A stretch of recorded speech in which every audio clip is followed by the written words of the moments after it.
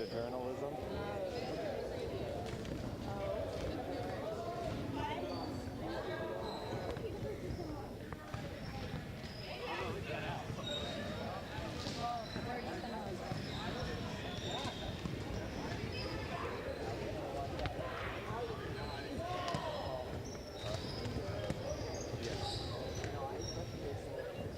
Barely though, it's kind of cut out. I love it.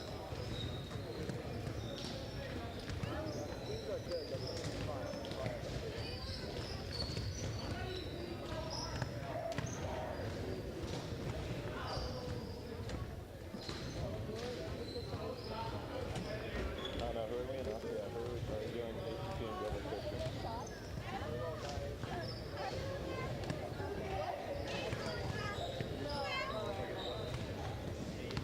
Oh, are we doing Miranda?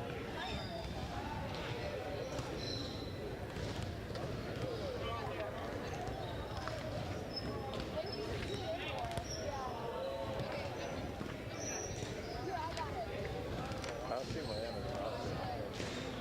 Yep, they're roster.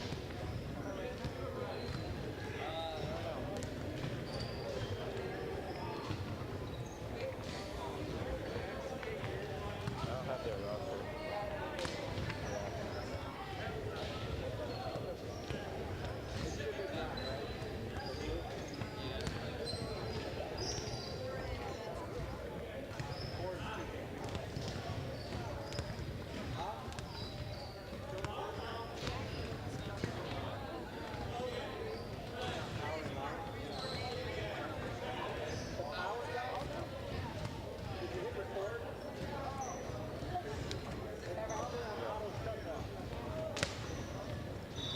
Okay.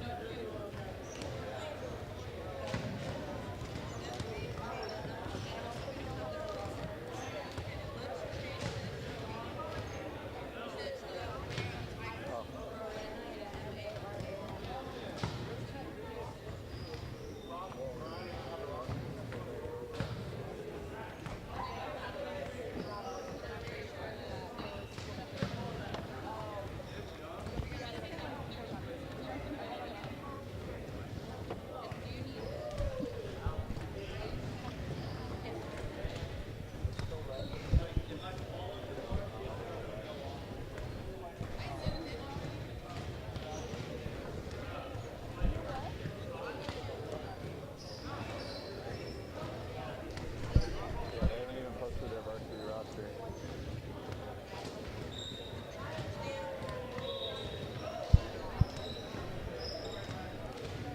Am I going to be able to hear you? Yeah, you'll be able to hear me too. I hear myself. Really? Yeah, they don't even have their roster available. Yeah, they said that was the story. Yeah, they don't have one on that press Well, sheet. they just had to say that it was. Oh, wait, here we go. We got it. Look at that. Here we go. We got number. It's all set up? Yeah. Nice, bud. Enjoy, guys. Yeah. Echo. We're not live. Do you hear something? Yeah. The echo sounds weird.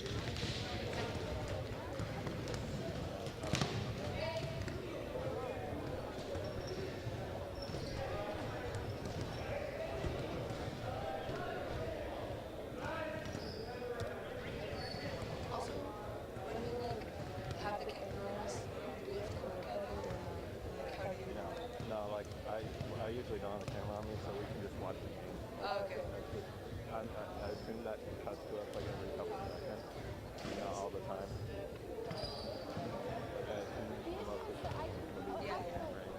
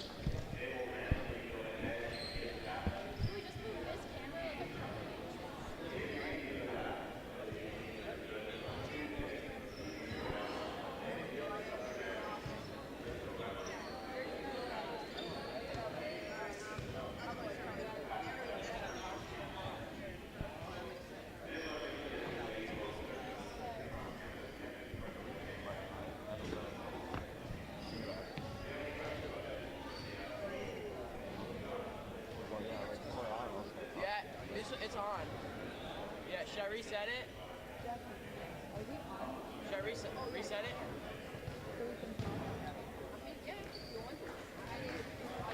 It's on. They didn't say to start doing it. They just said to start. Yeah. Okay. It's not better. Should we start? You guys are on, but you're not on air. We have to approve you. So we haven't moved to your channel. Okay. Oh, You're not being. I just. cool. Thank God.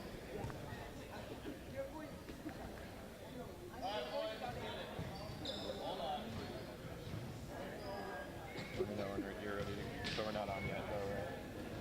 They said we're like our voices are on.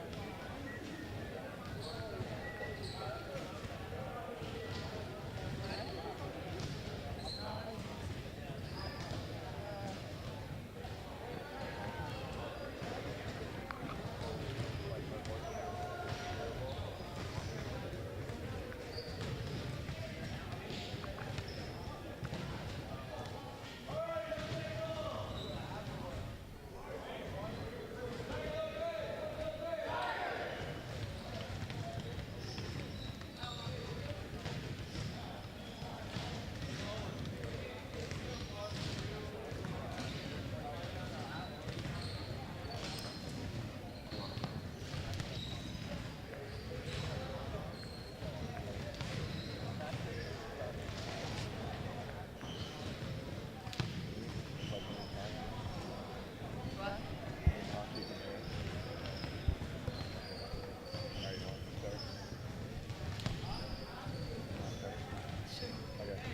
Hello all and welcome to this broadcast of Volleyball on Arizona Sports 360. My name is Trevor Booth, joined alongside Daria Sukareva.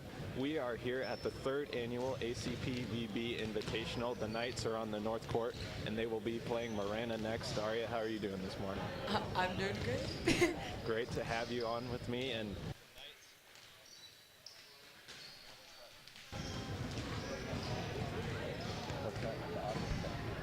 I don't think it cut.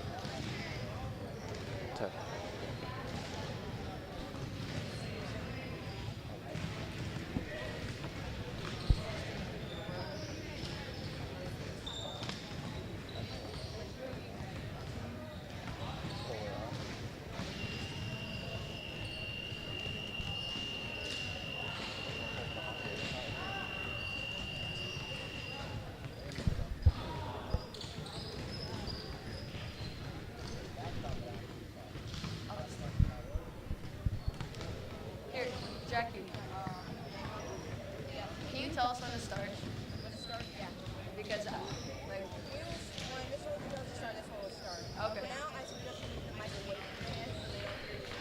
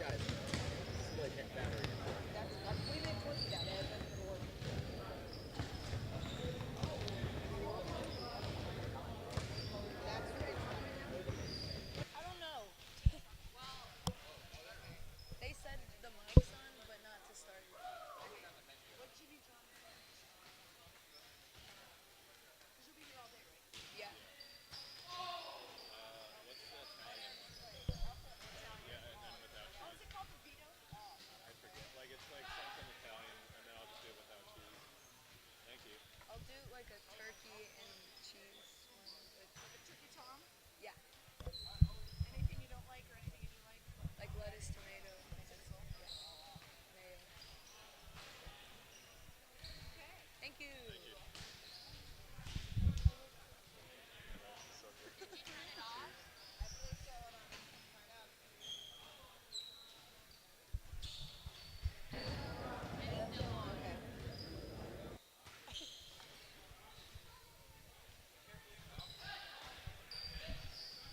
It's okay. Make money moves. Yes. Let's just have fun with it. Because does it sound like a nuisance? It's like 8 in the morning. What happened? Because you, So I you want to said do a you good turned it job off. What too. happened? No, You I like know. turn it on and then back Can out. I go get some water?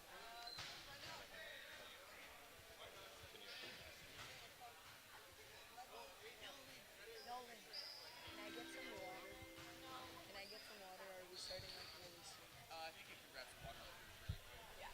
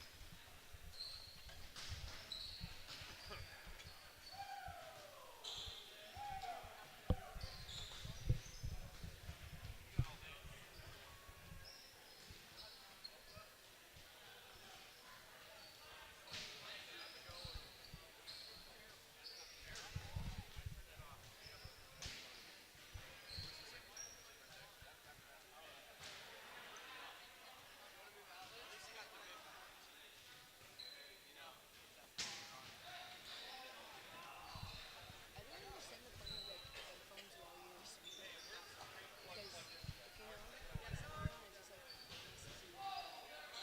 Wait, how are you recording?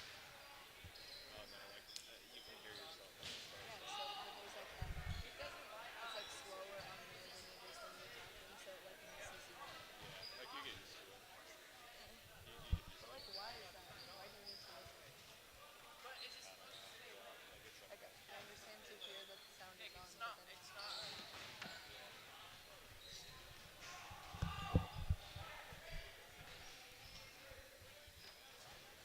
Oh, it's off. There we go.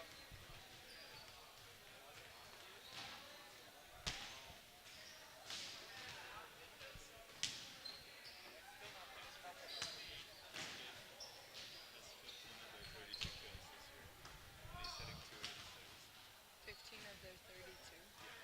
So they've only had like 2 games or something.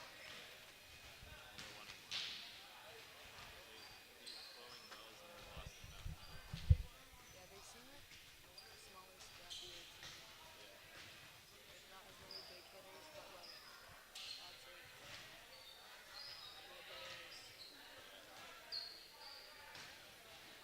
Wait, what number did you say? Yeah, I see. He's a middle? He's hitting outside. Hey, it's on. Wait. Maybe you'll head outside. That looks like that's what he's doing. Looks like that's what he's doing at the moment. Yeah. Okay, then he'll play outside, I guess.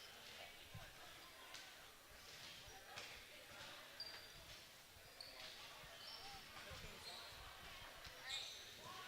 What team is this? Ben Franklin.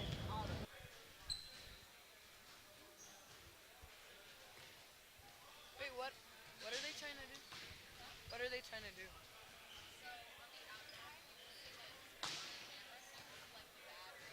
Oh.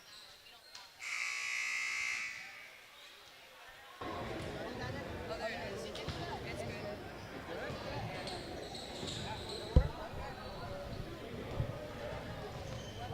I know you were just.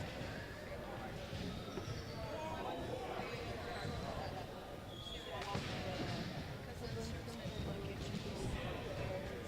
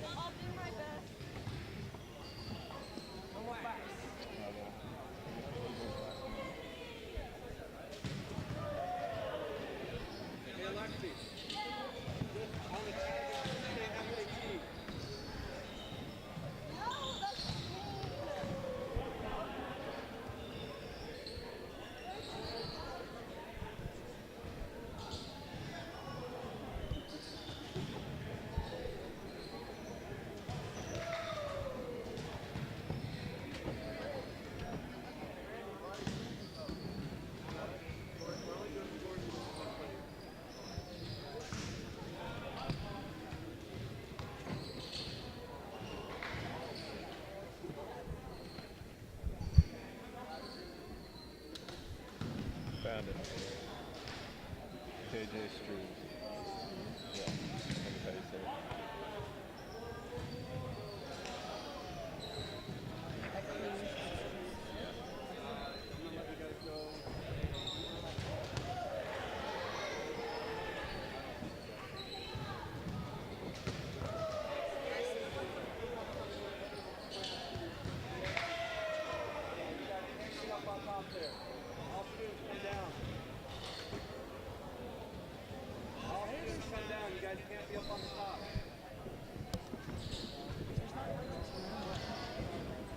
Oh, yeah.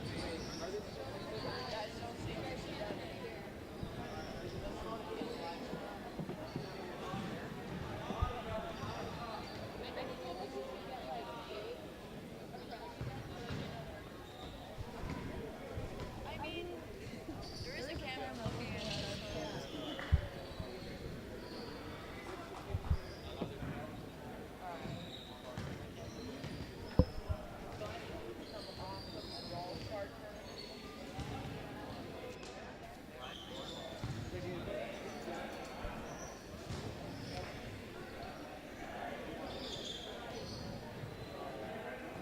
Why are we not announcing that? I don't understand why they don't. Yeah, no, that'd be good to go now. But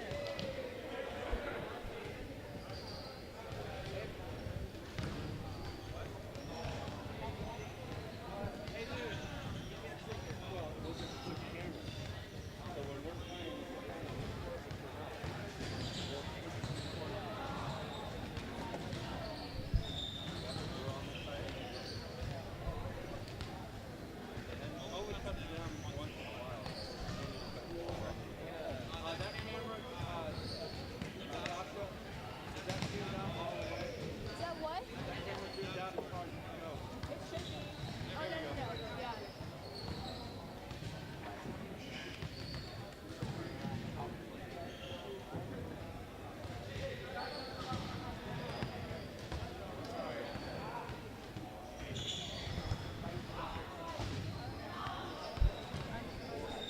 yeah, I'm so confused. I guess we'll just do what we're gonna do. I guess yeah, we'll just start in the middle. Okay. Yeah. When are we allowed to go?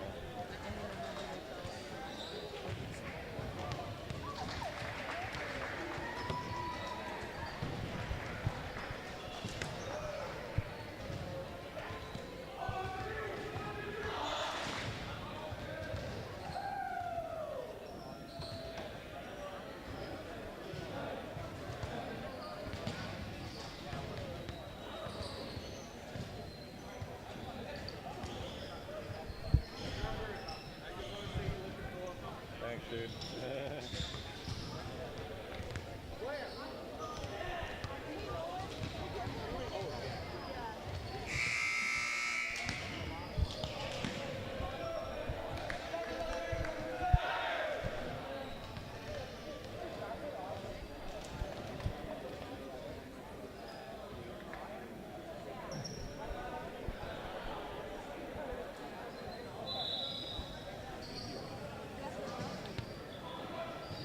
When should we get started?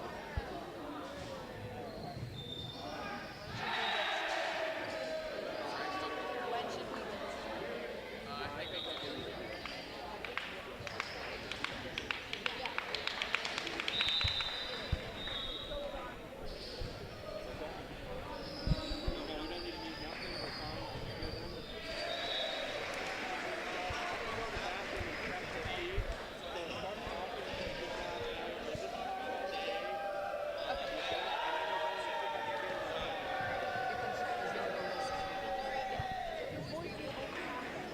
Not.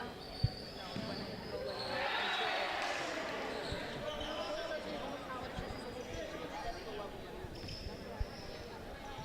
Hello, and welcome to this live broadcast in Sports 360 Arizona. My name is Trevor Booth, joined alongside Daria Sukareva, and we are here for the third annual ACP VB tournament. The host team, Arizona College Prep, is playing on the right court against Marana, and as we say that, Ian Booth sends over a hit, and the Knights get the first point of the match against the Marana Tigers. So coming into this match, the Knights are 0-2 on the year. They played two teams that made the state tournament last year, Castile and also Horizon Honors.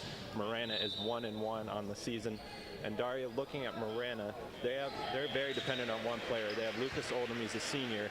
He's got 15 of 32 kills for the Tigers this year as Ian Booth gets the block for the Knights. So this is a team that's going to be very reliant on looking to establish their middle and one of their very strong hitters. All right, so today we have a pretty strong starting lineup. So the starting setter for ACP is actually injured, so they brought up a JV player, number 3, Hadi Shaban. So he's going to be setting for the Knights today. He's a very strong hitter. He is very smart with his setting, so we'll see how he does today against the strong Tigers. Right, and Hadi Shaban was a guy who started the year on JV, but is now calling up to varsity because Ryan G, the Knights setter, had an ankle injury. And as we mentioned that, he gets a serve over, and the Knights are off to a 4-0 start. So a quick start for ACP.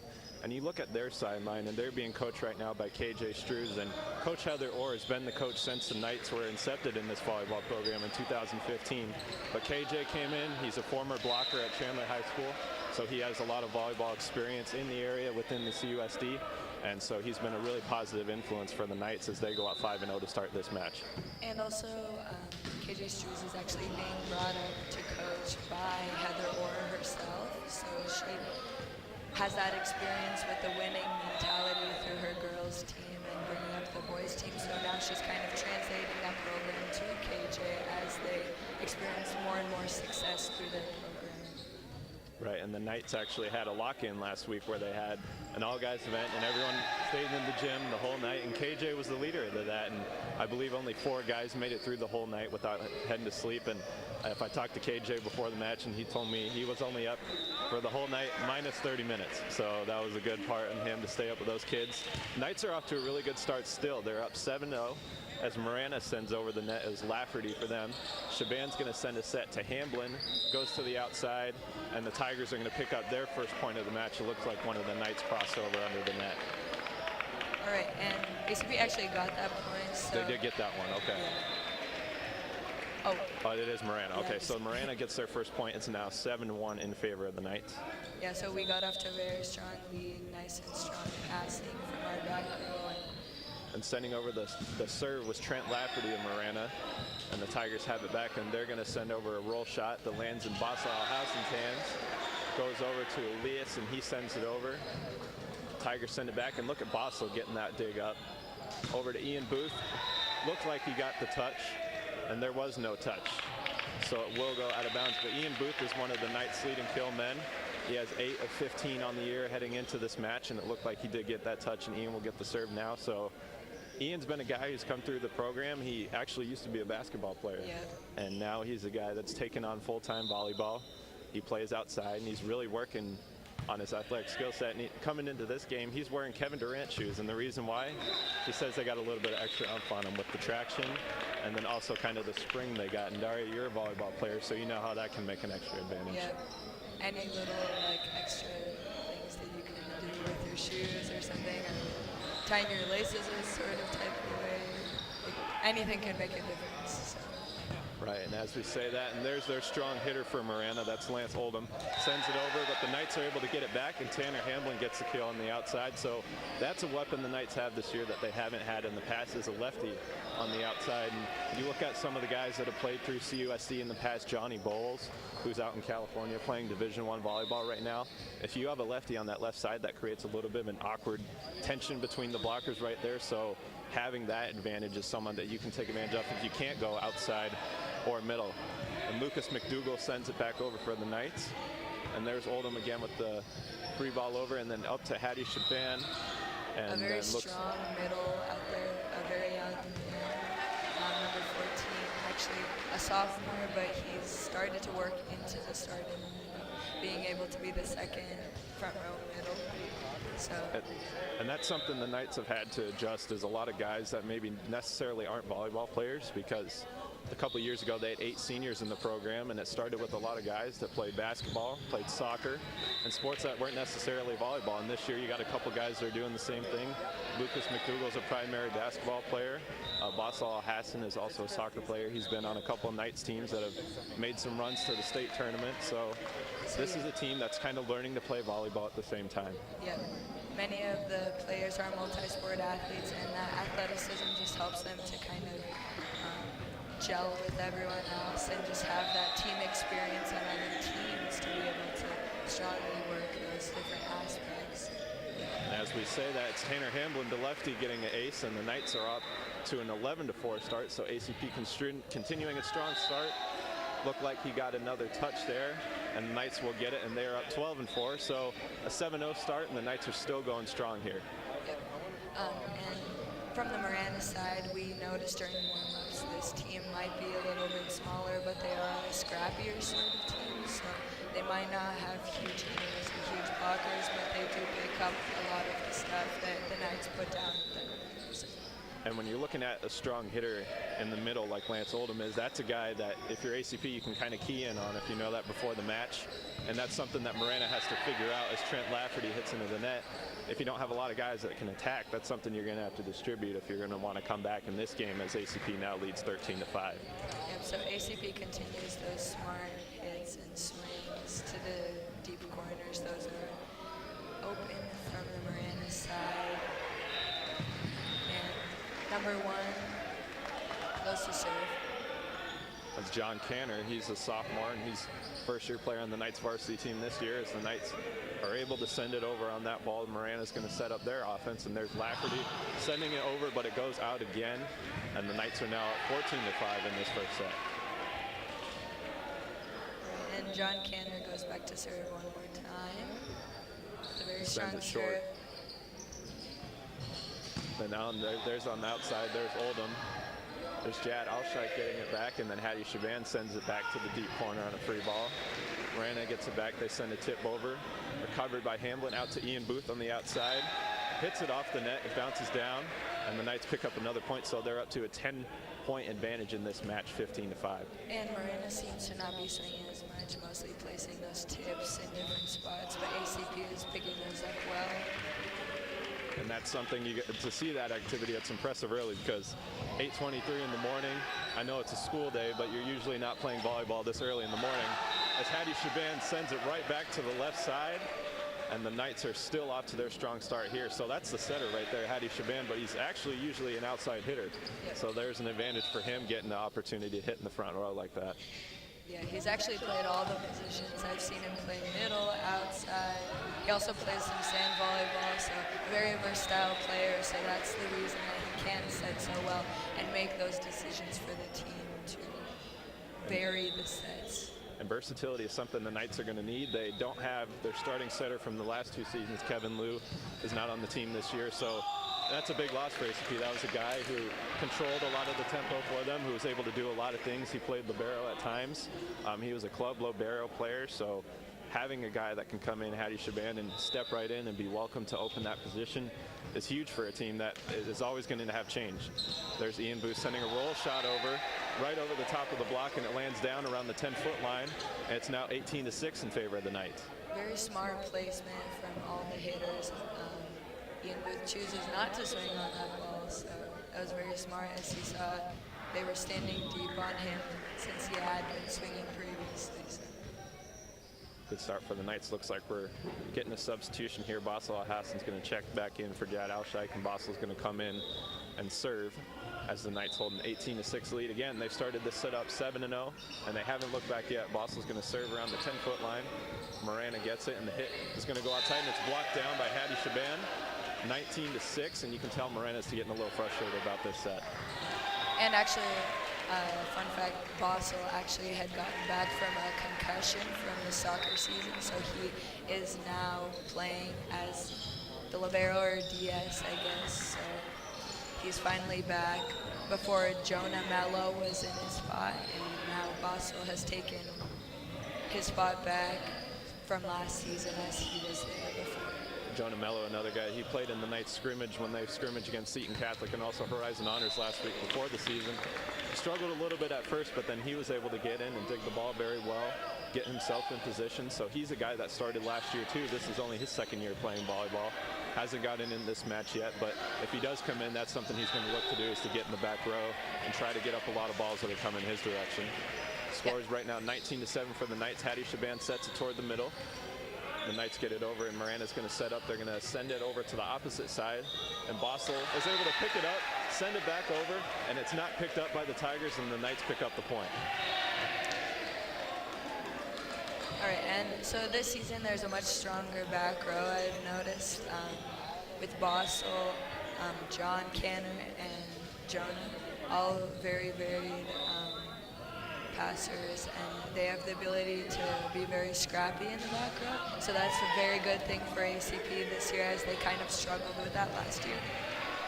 ACP in history has kind of been a front-loaded team. They've had guys that can play on the outside, but like you said, Daria, if you can't get it up on the first ball, then you can't execute on that way. So having guys like that that are able to put their bodies on the floor and then able to put their, put everything on the line for their teammates is an advantage, absolutely. And as the Knights lead 21-7, Miranda sends over a free ball. It's going to be picked up by Bossel, and it looks like it's going to look like a net touch on the Knights, and Miranda will get the point here.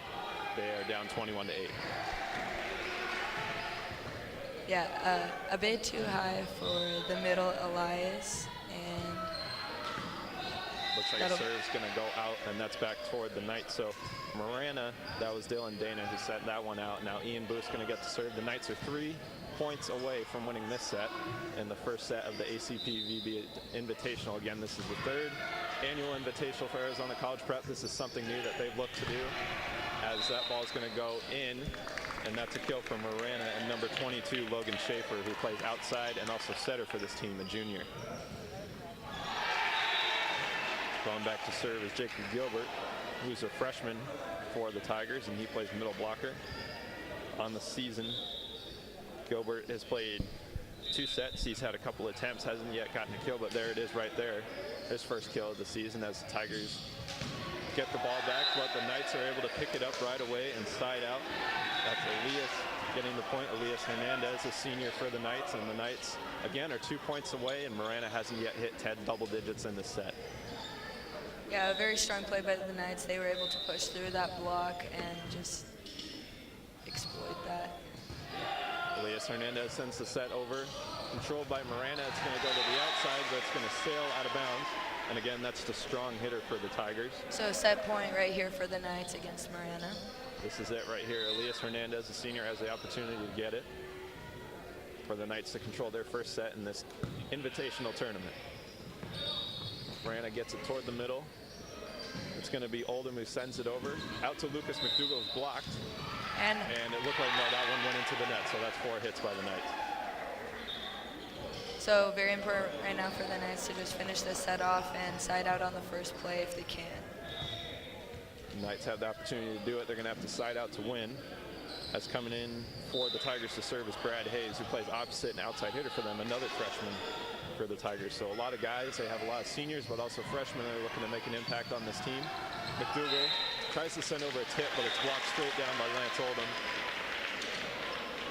And the Knights still have yet to, they're still on match point, but they have to win it here again, side out in order to do so. Excuse me, set point. Need a strong varied swing right here. Nice, smart swing. Another block again for the Tigers. It's Oldham who's making an impact at the net, staying alive here. It's now 24-12 again. It's 3 in a row for the Tigers, as the Knights had it at 24-9 for this set point. Miranda's keeping it alive, trying to create some momentum for the second set. Dad Alshite shanks it, and it's now 24-13, so a late run here by Miranda. So the Knights look to pick up the very first ball, and they should look to find an aggressive swing, maybe vary the offense a little bit, go to Ian Booth, or... It's going to be Lucas McDougall who send it back, and he sends a free ball over right to the Tigers. They're going to send it to their big hitter in the middle. That's Oldham, and again, he's making an impact on the net. and through that, and it's 24-14. So that's 5 in a row, Morena. And if you're ACP and Coach Heather, this isn't how you want to try to close this set. A very strong game all the way through, and losing some points here isn't the way to go, probably. This one's going to be a tight one. Lucas McDougall sends it over to the opposite side. Morena picks it up. It hits it on their side And of the net. that ball is out, so that is out. match for the 25-14, Knights. set 1 goes to the Knights. So great sets to start for ACP. They were able to pick up that 7-0 lead, had a little bit of some struggles at the end. That's something if you're Morena, they're going to try to pick up on. So if you're ACP, probably another fast start is in order here to try to close this one for this tournament. Yep, ACP should probably try to carry their momentum from the beginning of the game and not as much at the end. Right. It's all going to come down to communication. And again, talking about the guys that have not yet played volleyball. This is their first year and only their 3rd game playing volleyball. Lucas McDougall was on the outside. You saw a couple hits from him there at the end. And Daria, if it comes down to it, and when you're just starting volleyball, I know when I was a player, I started playing basketball, and then volleyball came in later. The biggest thing that you have to pick up on is timing. Yep. And sometimes it becomes very hard because you can have all the power in the world, but if you're not coming up and if you're not coming down on the ball right when you need to, it's not going to be the same impact. You're going to fail out. It's not going to necessarily be on the setter to create the best ball for you. If you don't get the best ball, you got to adjust to it, and that's something that comes with time. Yeah, for volleyball, that's the most important thing, timing. And in basketball, obviously, you just have the ball and you have to shoot it into the hoop. But for volleyball, you actually have to make contact with the ball and make it solid enough for the ball to go down where you want it to go. And it's not just about the power, it has to be placement as well. So just a lot of more factors, I feel like, than just obviously shooting it into a hoop for basketball or soccer. It's just different with the feet. So, but obviously athleticism translates either way. So these boys still have an advantage over any other person who doesn't have experience in any sport. So. It's a good sport to come into if you play some of those sports. Absolutely. And then if you're a basketball player too, when you're trying to set or if you're trying to pass, sometimes you get kind of the flick because you're shooting the basketball. When you shoot a free throw, you kind of have that after release, and sometimes when you're getting the flick, you can't put a lot of rotation on the ball or else they're going to call that. Yep. So that's something else that basketball players also have to get used to. Sometimes if I come back and play volleyball, that's an issue I got to fix too, is if it's sometimes I'm playing basketball for a while, I come back and I send a double over, it's like that's not going to work. Yeah. So that's something that he'll have to focus on timing wise, and then also focusing on the skills of the game as well. So the Knights get the first serve in this set. It's going to be Oldham. That's their guy. Goes to the outside, and the Tigers pick up the first point of set 2. Yep, and Morena is going to start focusing on that number 7 hitter, obviously trying to get the ball more to him because they noticed that was working at the end, so they're going to try to... He made an impact in the blocking game and also the hitting game, and Morena's able to pick up the second point of the set. That's Seth Porter, one of their setters in the back line. And so the Knights were off to a 7-0 start again in the last set, but it's 2-0 right now in favor of Morena. Ian Booth is unable to get that one. The Knights send it over to Matisse Hervé, who comes in for the start of this second set and gets the first point on the board for the Knights. All right, so the Knights are going to try to find their groove now, just like they did at the beginning of the previous set. So obviously Morena came in with the upper hand since they finished the last set so well. So ACP is trying to find that groove now. And even though the Knights won that set 25-14, the score can be misleading in terms of who had momentum at the end of that set. It was absolutely Morena, and they picked up the first 2 points and picked up on that. But the Knights, it's a matter of trying to get that back so they can go up in this set. That's 3 in a row now for ACP, as that one sails out from Brad Hayes and Morena. So lots of communication here is helping ACP get back in their timing. Morena's going to go to the middle. It's a tight ball, and that one is blocked and looked like sent down by Arizona College Prep. And that is number 13, Adrian Both, a senior for the Knights. In the back, we have Ian Booth sending it over again for the serve.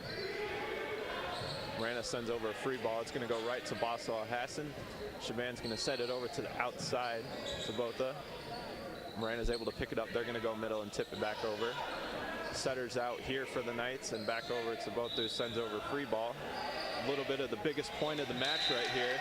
but again into the net for the Tigers, and the Knights pick up the point. So that's 5 in a row now for ACP. They've seemed to refound that momentum. So that play was kind of out of system, so I think ACP needs to try to find a way to keep themselves in system, and obviously Miranda is sending over not as much swinging anymore, so keeping those balls in system when they have the chance. Obviously when they get free balls will be important to gain those points. And that'll come down to the control as the Tigers are on serve receive here, and that one sails out of bounds. That was William Landers of the Tigers who sent that one out. So now it's 7-2, and there's a 7-0 start again for ACP in terms of getting 7 in a row to build a lead.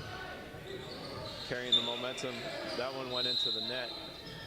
Looks like a late whistle here, and that one's going to go to the Knights. That one looked like it was going to go to them right away.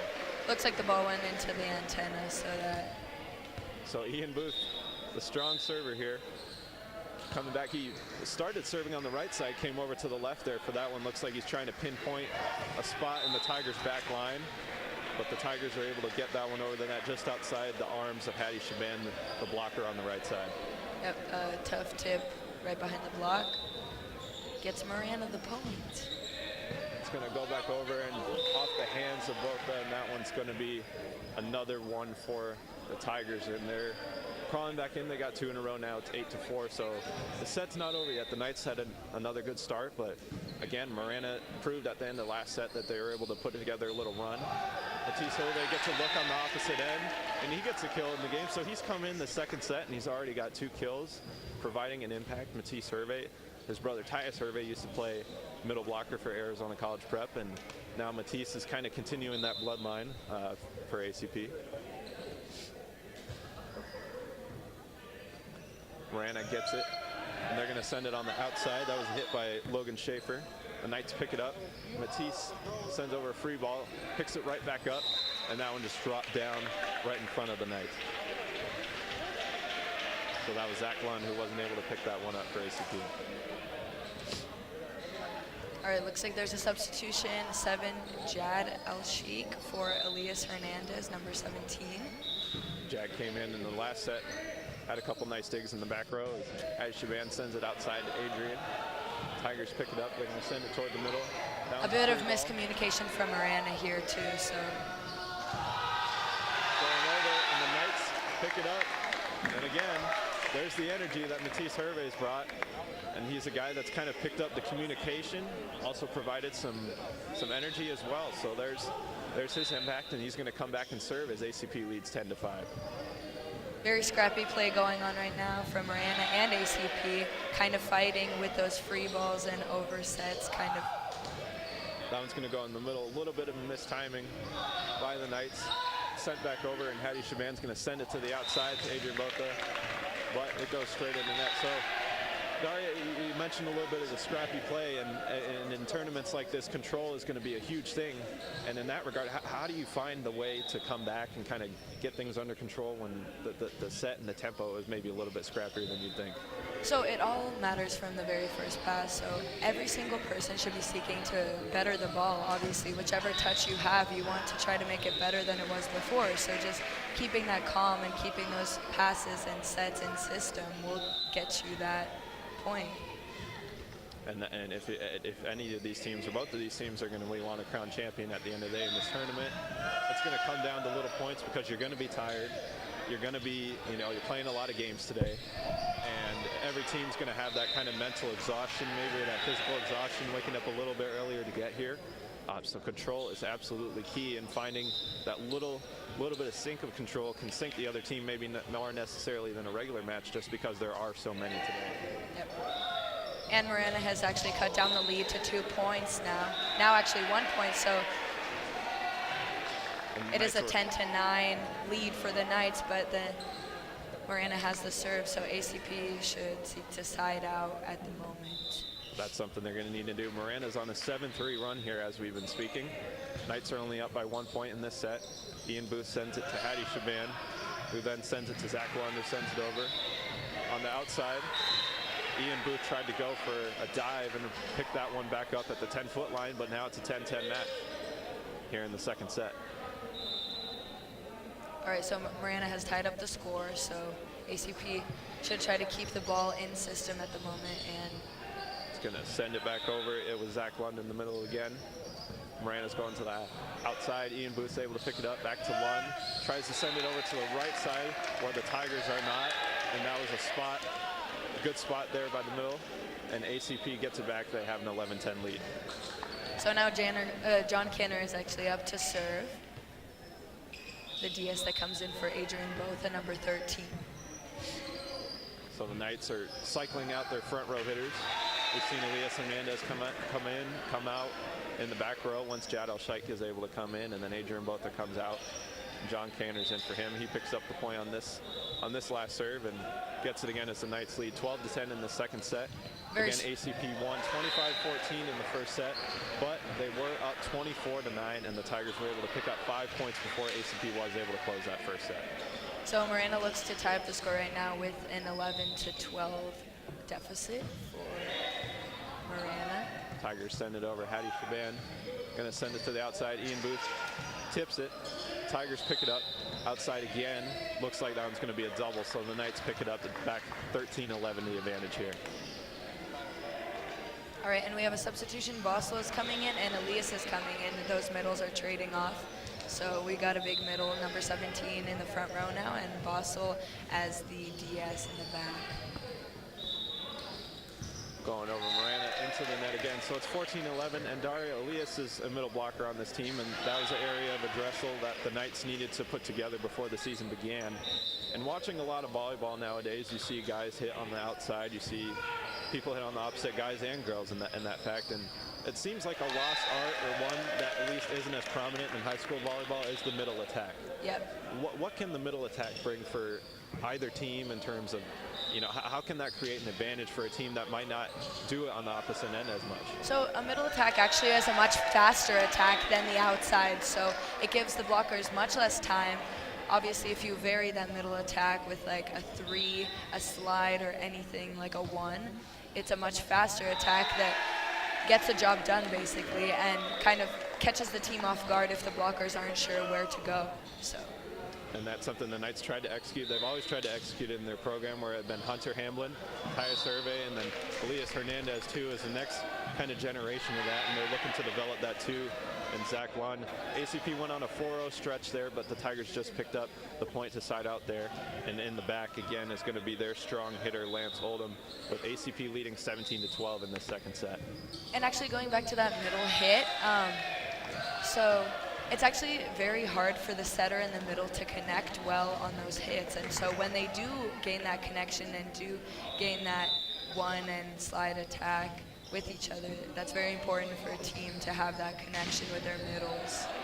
And then that opens up the outside and the opposite too, because then if you have a 3-way attack, you're not going to know where it's coming from. It could go either way. The blockers are going to have to shift, and it's that split second, right? And it's that split second where they don't know where they are, and that can create an opportunity if you have 3 ways to attack, or if you can attack in the back row.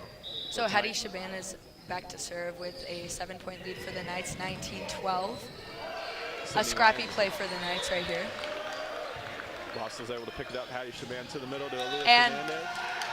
And there's the point for the Knights. They got 20 now. It's an 8-point advantage, their largest of the set. So they're able to find that little edge that they were able to get in the first set to make it 20-12. Yep, and there is that middle attack from Elias Hernandez, connecting with the setter very well to get that big swing. And it's that split second. It's that split second that we were talking about. Sydney Lands is going to get an opportunity on the opposite end. Sends it over to the left corner for the Tigers to pick up. Blocked in the middle by Elias Hernandez, but the Tigers send over a free ball.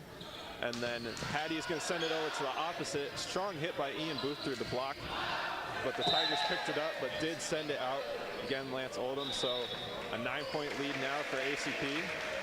And if you're Coach KJ here for ACP, you're hoping that they can close on a stronger note than the first set. Again, 5 straight points by the Tigers to close the first set. ACP trying to make this one a little bit more convincing.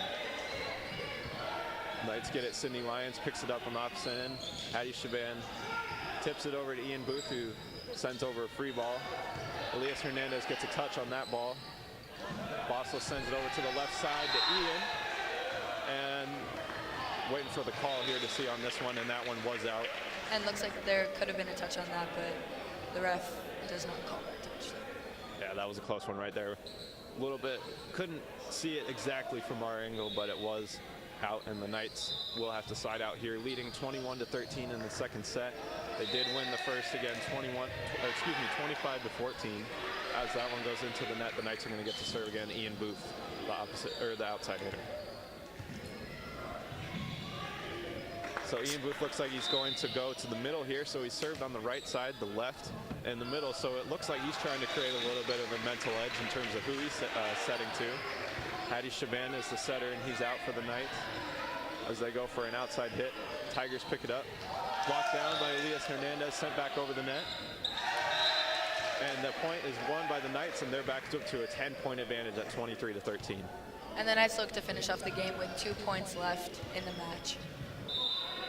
Again, it's Ian Booth. He's going to serve in the middle. Marana picks it up. That one looked like it was supposed to go to the outside, but kind of a mishandle there by the setter, Seth Porter, and it landed in between the middle and the outside. It goes down, and the Knights have set point here, 24-13. Also a very important point in volleyball is communication, so finding that connection with all of your players is very important. And as we mentioned that, there's Booth with the serve. Knights pick up the 25-13, and that is it. ACP takes the first match here of the ACP VB Invitational over Marana, 25-14 and 25-13. So a strong showing for the Knights to begin the day here. Yep. And Daria, you looked at it, they had a couple people in terms of people in the back, the defenders that switched in and out. You had a couple of players come in and make an impact in the middle block. You had Matisse Hervé come in the second set and regain the energy that ACP won at the end of the first set. What are some of the things you saw in this match that they can carry over for later today? So a very strong, varied attack and offense was very smart, and the scrappiness was very important too, because obviously Marana didn't have as many big hitters, but they did put the ball over when they needed to. So finding that little edge and finding those spots that they could hit every single time was very important.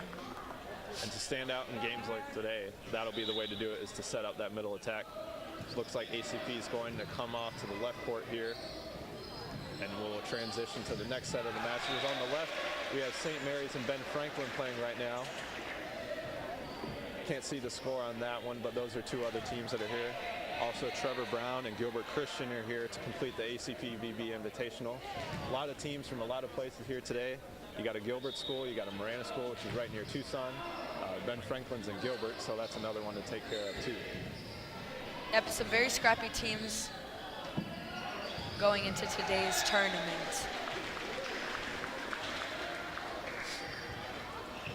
Looks like the Knights are off for now, but we'll go ahead and see what the next part of our broadcast here is on Sports 360 AZ. Thank you again for joining us on this Friday morning. Trevor Booth alongside Daria Sukareva, who's an ACP VB player herself. Yep. The Knights got to the state finals this year, and Daria was the starting libero for that team.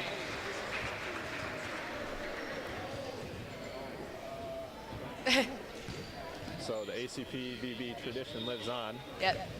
I don't want to talk about myself too much, but I was also in the program a couple years ago. So A very strong outside hitter. So he kind of started off the program for the high school at ACP. Our junior high had always been a very strong program, started up by Coach Orr herself. That kind of translated when she started coaching the men's program at the high school, and Trevor was actually the starting outside for those few years, and he had started that legacy.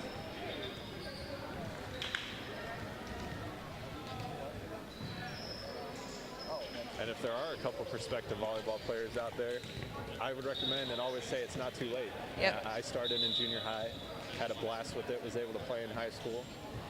Johnny Bowles, again, who we mentioned a little bit earlier on the broadcast, who's playing in California at a Division I school, UC Irvine.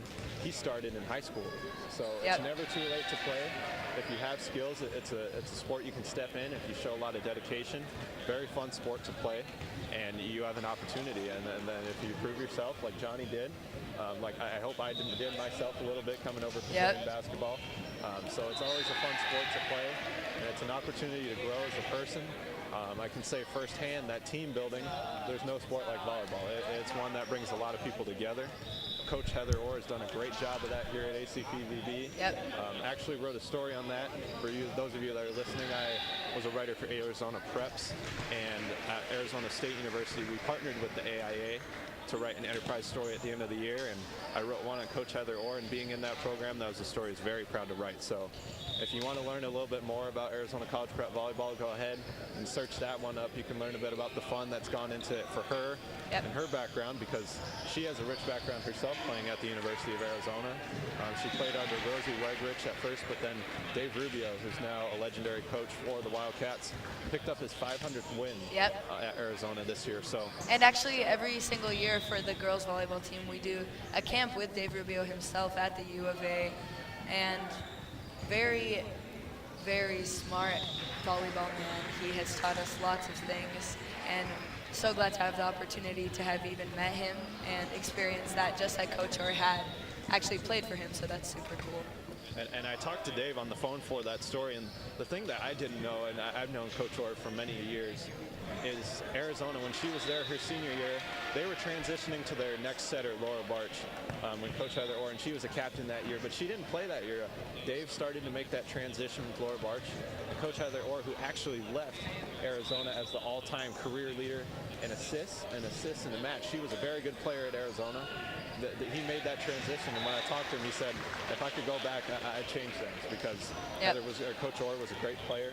She did a lot for the program, and as you mentioned, she comes back now to meet him for those camps. She brought you guys to the camp, so Dave's played a great role in her life, and absolutely, he was a great source for that story, and a great coach for Pac-12 volleyball, which is a very dominant volleyball conference. Stanford won this year.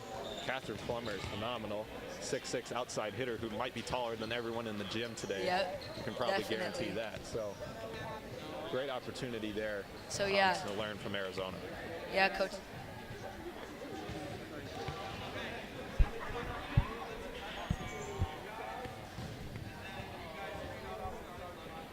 Wait, for the next game? Okay. Who are they playing? Oh, just ACP? Okay. No, we're just, I don't think so. Sorry about that interference. We're back here on the Sports 360 Arizona. Daria Sukareva on my left. My name is Trevor Booth, and we broadcasted Arizona College Prep's first game today. The Knights were able to win 25-14, 25-13 in the second match. And so we're looking at the Knights right now, and I believe we're just supposed to introduce the Knights. So there's Ryan G. The setter for the Knights currently has ankle injury. Matisse Hervé, one of the middle blockers here. And then Tanner Hamlin, the lefty right side. There's Tanner right there, and Lucas McDougall, the basketball player. He's an outside hitter for the Knights. Then we have Sydney Lyons, the right side. There's Zach Lund, one of the middles that's coming in to continue that middle tradition. And Jonah Mello going in as a back row player for Basel or any of the middles. There's John Cannon, one of the new guys on varsity this year, also playing in the back row. And then Jadal Sheik also going in for the middle spot, also a senior. There's Ian Booth, my brother, plays outside. He's a junior this year. Elias Hernandez, a very strong middle hitter, a senior for the Knights. There's Basal Hassan, one of the other seniors, and he's a guy who plays soccer too, middle in the back, so he's a very impact player for the Knights. Adrian Botha, also a middle hitter, very big, a senior as well. So that's the team here at Arizona College Prep. Again, the Knights, this was their first win of the season if you count tournament games. They went 0-2 to begin the year, but again, played very strong teams in Castile and Horizon Honors. Horizon Honors made the second round of the 5A state tournament last year. Castile, who was only in its third year as a program, was able to make it to the play-in game, and right away, and if you're able to make a turnaround right away in a new program like Castile, I know they have a lot in terms of school population and a lot of access within the CUSD, but to be able to make it within 3 years of the state tournament is an incredible accomplishment for Castile.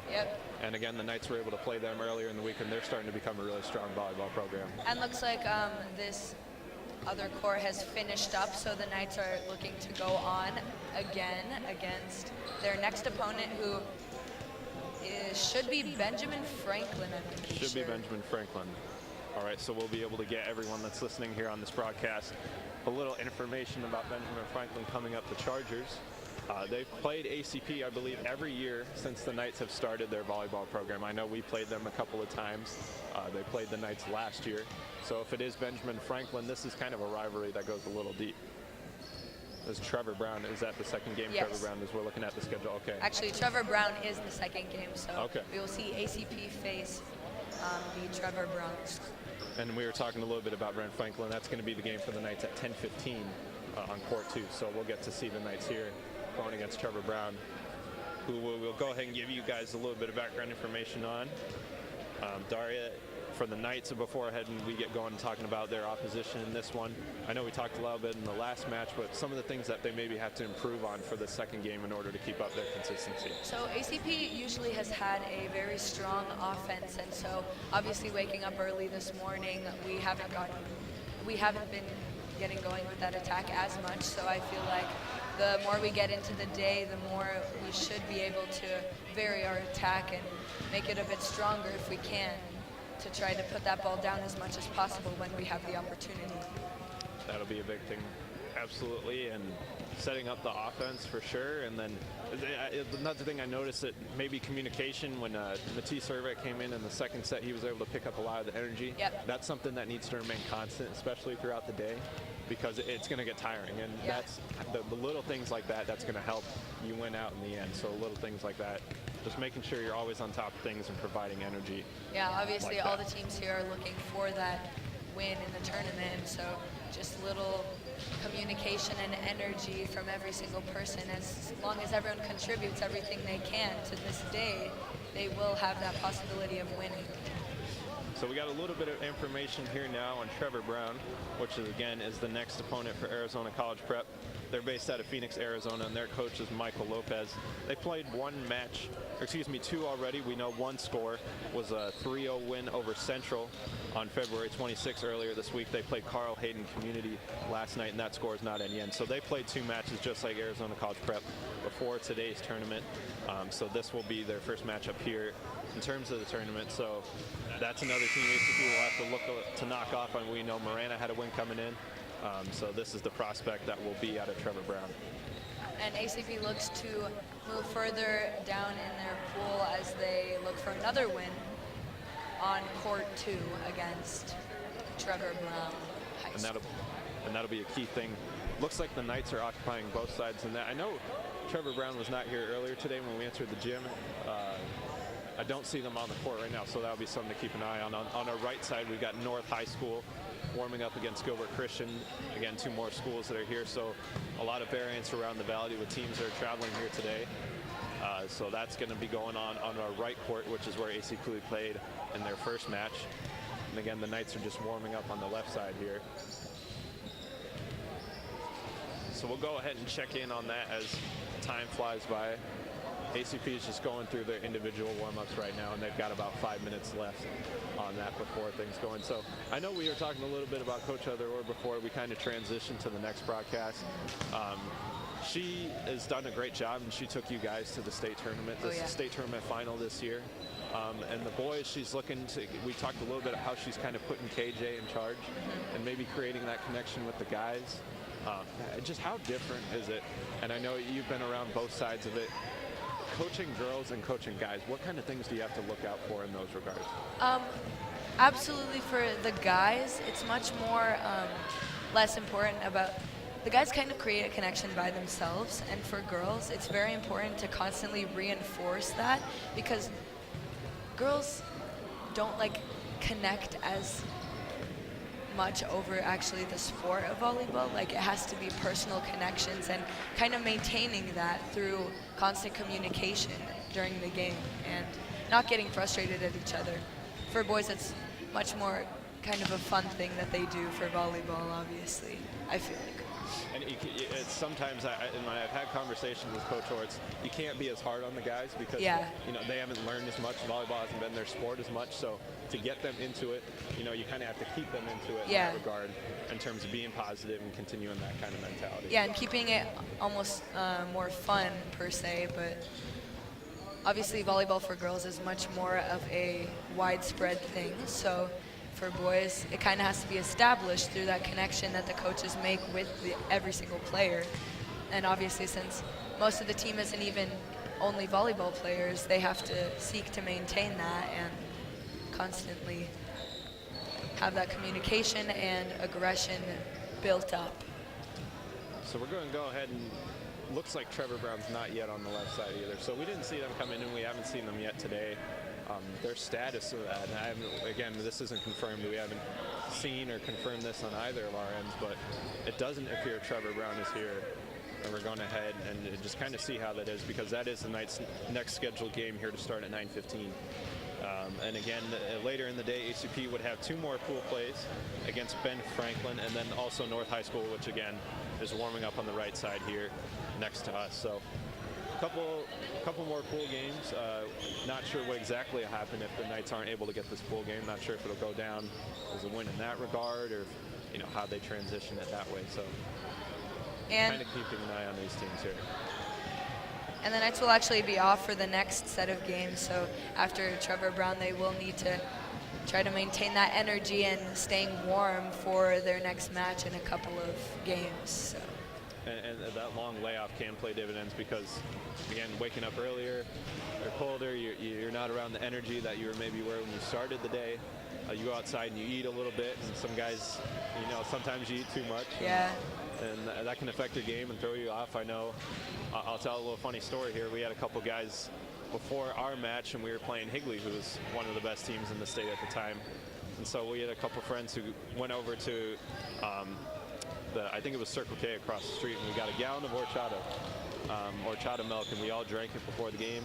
And I can tell you that was the sluggish game of any sport, whether it be volleyball or even just recreational sport that I ever played. So yeah, I'd assume no one would do that. Yeah. But then again, just don't drink horchata during the tournament. That would be the recommendation. Just always maintaining that nutrition for tournament days is very important. Staying hydrated, obviously. It's getting a bit hotter in Arizona, so we got to keep that up. Obviously, boys are a bit more crazy with the nutrition, so we got to keep that keep that going. I can tell you, horchata and Raising Cane's is not a good mix also. Yep, definitely not. Save that for after the volleyball game. Yeah, that's definitely a for the recommendation. victory. We talked before about if you're getting into volleyball, just make sure horchata and Raising Cane's. If you ever decide to put that combination, that's for after the match, not during, because I can tell you it was not a pretty match for us against Higley that night. We should have prepared better for a team that went on to get to the state tournament finals that year. So. Yeah, that's crazy.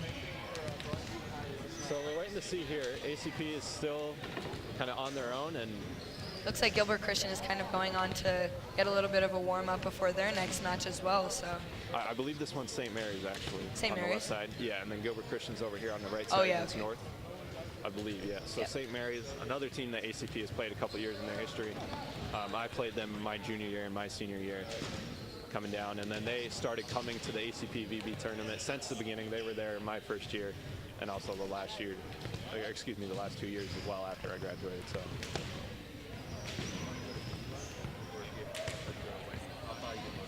I have one. Thank you. All right, sorry about that. I had a little bit of discussion there about lunch to figure out for us broadcasters. So North and Gilbert Christian are getting started on the right side. As long as we have a game on the left side, we'll be able to keep you updated on that. Or we might not have a game on the left side, but ACP is still getting warm. They have Coach KJ sending sets over to the outside right now. And again, so it looks like Trevor Brown's not here unless I'm mistaken.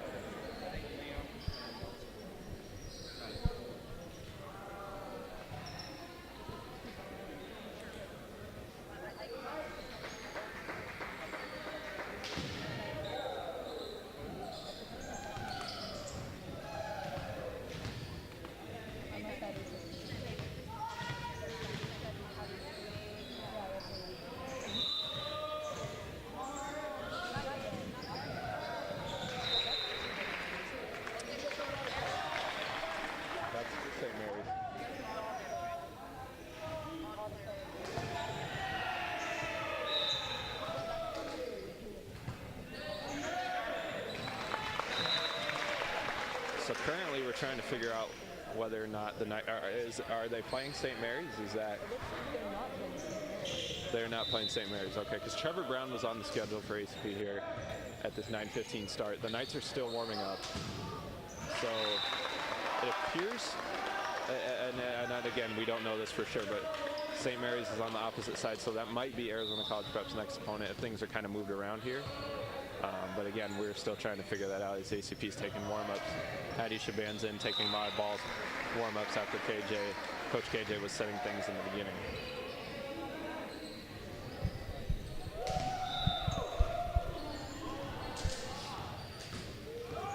Yeah, it looks like ACP's only opponents should be Trevor Brown, Benjamin Franklin, and North High School, unless the pool somewhat changed because of Trevor Brown not being present at the tournament. Maybe that could have gone into play. So they might be moving things around, and again, we're still trying to figure that out. But we'll see here. So I guess we can get back to some more funny volleyball stories. Yep. Going around at ACP VB for both of us being in our time here. Looking back to my sophomore year, which is again when this program was founded in 2015, we started a system, and this is part of getting guys involved in that fun aspect of it, of pegging people. And if you messed up in practice or you goofed around too much, you get pegged. And we had a teammate named Hunter. And he served 3 balls into the net in practice during one of our serve receive drills. And then Coach Orr was like, hey, everyone go get a ball. And we all went after Hunter. So little things like that, bonding, bringing teams together. I don't think they do it anymore, which is probably good because some people would take it out of control. But that was that. And so a little bit out of those stories, we're looking back to the left side of the court. It looks like St. Mary's will be the opponent for Arizona College Prep, so they will play here, even though Trevor Brown was on the schedule. So I know we talked about a little bit about Trevor Brown, but it's going to be St. Mary's that's the opponent, so we'll go ahead and try to get some information on them here. And I don't know, did St. Mary's play earlier today? St. Mary's, this should be their first game. Their first game, yep. Okay. So captain's meeting right now, and again, we're going to try to get some information on St. Mary's volleyball. Sorry, if there was a player on Arizona College Prep that you would say had to make the biggest impact today in order for the Knights to succeed and get to that championship match, who would you look at, and why would that be? I really do think that Hattie Shaban is going to be making the largest impact because he is the setter, he is the playmaker, he has to make those very important and dire decisions during points in the match when no one else knows what to do. So Hattie has to make those decisions and vary that offense for the Knights to be able to have successes. And obviously it is difficult because Hattie was brought up from the JV team, but the Knights do have that trust in him because he is such a strong player. And he is a strong player. He's versatile. He's got experience with multiple positions. We're getting a little bit of information on St. Mary's right now as we continue this broadcast here in Sports 360 Arizona. My name's Trevor Booth, joined alongside Daria Sukareva, who's a student at Arizona College Prep. I'm a sophomore at Arizona State. The Knights are beginning the first set against St. Mary's on the opposite end. Ian's booth sends over a tip. St. Mary's picks it up, and they're going to send it over to the outside with a free ball. Knights pick it up, go to the middle. And again, we got a rally to start here on this first point of the set. And that one goes straight down. A very strong swing from Ian Booth to start out that first point to show St. Mary's what the Knights are made of. And that's the key, is the offense. We talked about after the last match, ACP was kind of caught in a little bit of rugged affair. But if they're able to pick up their attack and control the ball, that's the way they best know how to play. And that's Ian Booth right there, who is, again, their leading kill, or the leader in kills coming into this tournament. Yeah, that is probably going to be the next most important player, is that big outside that will make those kills when it needs to happen. So a good start for Ian Booth and the Arizona College Prep Knights. They're at 2-0 on court. Hattie Shaban is serving right now. So there's Hattie. It's going to go to the middle back to St. Mary's Libero. A big hit. That was a great leap by St. Mary's, and that's number 14 on their roster. And also a very important thing that the Knights have to make sure to take into account is their big block. They have to be able to vary that large block, especially when that middle goes up from St. Mary's. As we saw, they can put that ball down, so we have to be able to get those blocks. And there's, I believe, the first point of the match for St. Mary's on an out hit by Arizona College Prep. The Knights are serve receive, and Hattie Shaman gets it to Elias Hernandez, who tips it over. Gilbert Christian goes to the left side, and that's going to be a kill, or excuse me, St. Mary's. I keep saying Gilbert Christian, I get the uniforms confused, but that'll be a kill for St. Mary's.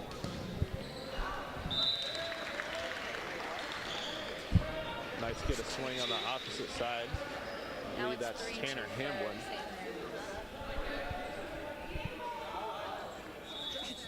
And it looks like we got a 3-3 start. And it looks like we just got notice that Trevor Brown actually did make it to the tournament, so we will have an updated schedule after this game. So Daria has the updated schedule right now. So ACP was slated to play Trevor Brown. Now things have kind of shifted. They're playing St. Mary's right now. So looks like we're going to get another update to that schedule now that Trevor Brown's here at the tournament. St. Mary's sends it over to the right side, and they get a hit over the block. So ACP was off to that 2-0 start, kills from Ian Booth. And now St. Mary's on the opposite end scored, I believe, 4 in a row to make it 4-2 here to start this first set. And Bossel with the pass right up to the setter. And Lucas with a very strong, deep kill, and it is barely out. So. And that's, again, part of the timing thing we talked about for Lucas being a basketball player. Something he'll have to get used to. Yeah, he's got a very strong swing when he gets up there, but because of that block in the way and the timing of the set that can be he does have a bit of a struggle there. Knights go to their lefty on the opposite end, Tanner Hamblin. Boss is able to pick it up as it goes back over the net. ACP sends it over, and the libero for St. Mary's is not able to pick it up, and the Knights are able to pick up that point and drop right in front of Hector Palencia for St. Mary's. And Elias Hernandez back to serve for the Knights. So we've got a 4-3 score to start. Again, Arizona College Prep won its first match of the day. They're playing on the opposite court against Morena, and they were able to win 2-0. The ACP is now back ahead here, back ahead here for the Knights. Looks like a bit of miscommunication going on with St. Mary's. So that's going to be important to take advantage of when they are kind of struggling in the back row and with those sets to the outside. The referee just called Coach KJ over, and he's going to talk to, looks like some of the students on the sideline who are near play and where Elias Hernandez is serving. They're going to kind of move them out of the way. For students today, you got a volleyball tournament going on in the gym. It's Friday. You might not be as motivated, and there's an opportunity to watch games, and that's always an attractive sight. So expect plenty of students to come here throughout the day, whether that be sitting in the bleachers or just coming in throughout, whether that be lunch period, just to get a look at what's going on here. Great tournament today that'll probably go on until late this afternoon. Yeah, and Elias Hernandez is still serving for the Knights to have that 6-6 tie with St. Mary's. St. Mary's is going to try to tip it on the outside, but that went into the net. So that is 4 touches for St. Mary's. And so that was Andrew Ferendorf for St. Mary's. Elias Hernandez is back to serve, and the Knights have taken the lead in the set. They had a little bit of a deficit, but have found a way to control things. Establishing the block right there was ACP. And no, that was a tough ball that went over for St. Mary's just on the back line of Arizona College Prep's corner. And that was especially difficult because that middle, Elias Hernandez does not play back row, and a back row player does go in for him, and he wasn't able to make that movement to that back corner as well. Adjustments to be made as St. Mary's again is controlling the ball. Sends over.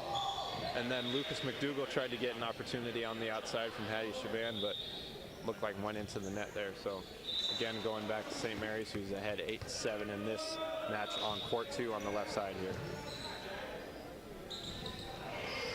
Another serve that goes out, and this one's going to be back to Arizona College Prep's favor. So a little bit of a back and forth tempo to start this set. ACP again had the first 2 points. St. Mary's came back and had controlled some things on their end, had some good placement trying to attack ACP spots where they weren't. And right now it's 8-8, and again going right around the 10-foot line, and maybe not the strongest of hits, but if it's the one that's effective, it's going to land where the player's not, then that's going to work for St. Mary's, and they're up 9-8. Yeah, it looks like St. Mary's is trying to find those spots that they can hit, especially not swinging as much, but hitting those spots that they know they can. sent it back over was St. Mary's, and they're going to pick up another point. So they're the first to reach double digits in this match. And ACP is going to have to figure things out here as they trail 10-8 in this first set of their second match of the day. Ian Booth gets the ball up on serve receive. They're able to get it to Lucas McDougall on the outside. Good dig by St. Mary's, who sends a roll shot over. Controlled by Tanner Hamblin. Over to the middle for ACP, Zach Lund. And the outside, we got some free ball action going on. Back over to Lucas McDougall.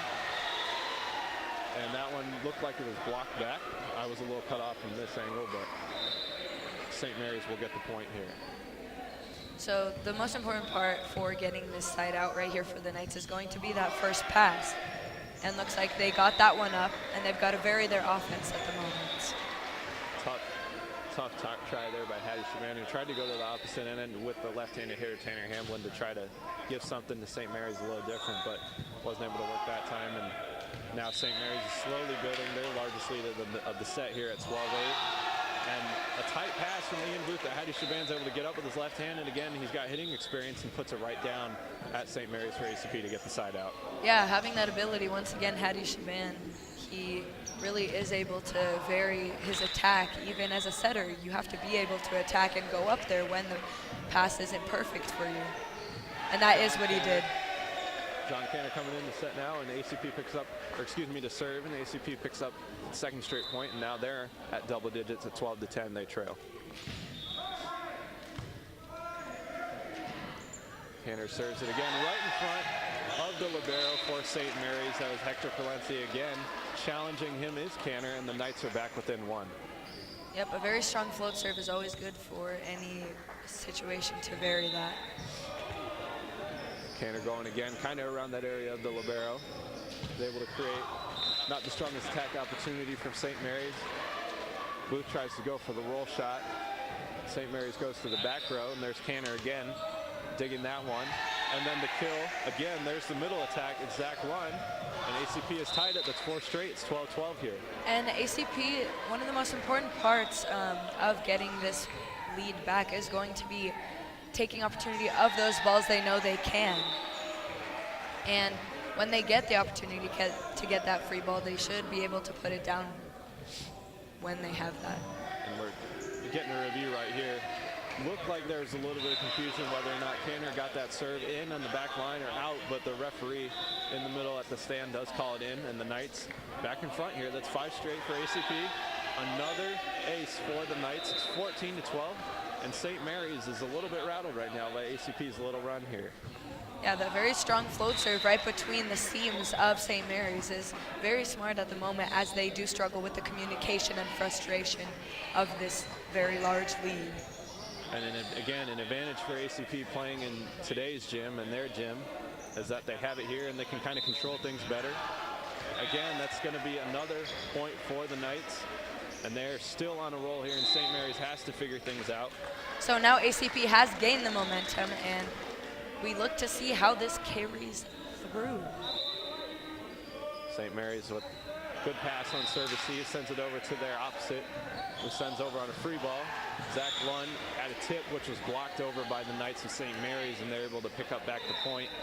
So now they have it back, but they gave up the lead that they had 12-8. It was a 7-0 run for Arizona College Prep to pick up the lead there. And looks like they are able to get that scrappy ball over, as the St. Mary's tips it barely outside of that line.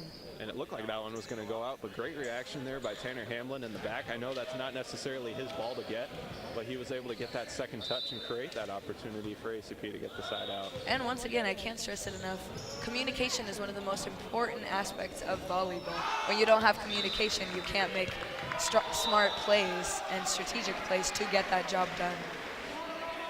And St. Mary's is able to pick up that point to make it 16-14 in favor of ACP. So we got a very close set going on here. Some substitutions going in on their side. Rodney Johns is going to check back in, and he's going to play in the front row for St. Mary's. In the back, they have Hector Valencia serving right now. Gets an ace there. So it looks like we got a 16-15 score.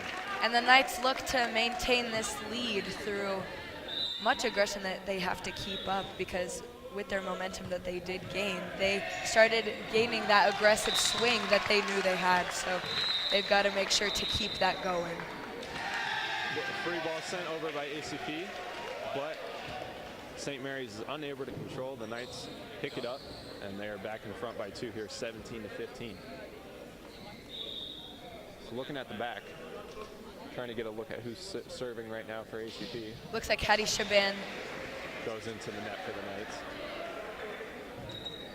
And then that's a key too, missed serves and close sets like this. And you know, that can make the difference at the end of it, because every point's going to start to count with how close this is. Shaman gets it up for Ian Booth to get opposite side on the right side, and he picks it up. A very Ian deep Booth cross swing. Yeah. Works very well. So Ian Booth, again, he coming into this tournament was the Knights' leading kill getter at 8 through 2 matches. Wasn't able to get established as much in the first match, kind of a Moran team that couldn't control ACP's kind of first attacks or serves, but with a little bit of a closer match here and the Knights being able to set up their offense, he's been able to get involved. And a beautiful dig from Bossel, but the St. Mary's team did get that ball back, tipped to the Knights short. A tough one that kind of went into the net. They were able to kind of deflect right back down on ACP's side. This one's going to be received by Ian Booth. It's going to go to the right side. Tanner Handlin's under to get that one. And so now we got an 18-18 tie here in the first set. Things are going to start to get tight as we approach set point, which is 25. Yeah, it looks like St. Mary's is kind of gaining back that momentum, so ACP has to shut them down right now if they want to gain that lead again. Tight ball there for Tanner Hamlin. It just goes off his hand second. And the interaction there at the nets with Alex Pacheco of St. Mary's, and so the Knights of St. Mary's are back in front after ACP took a little bit of the lead when they had a 7-0 run. Ian Booth gets a dig. Hattie Shaban gets a hand on it. Tanner's going to send it to the backside. St. Mary's is able to get an attack off it. Boston gets a touch. Another touch from the Knights. It goes over and they get the point. So we've seen plenty of those today from ACP. They don't give up.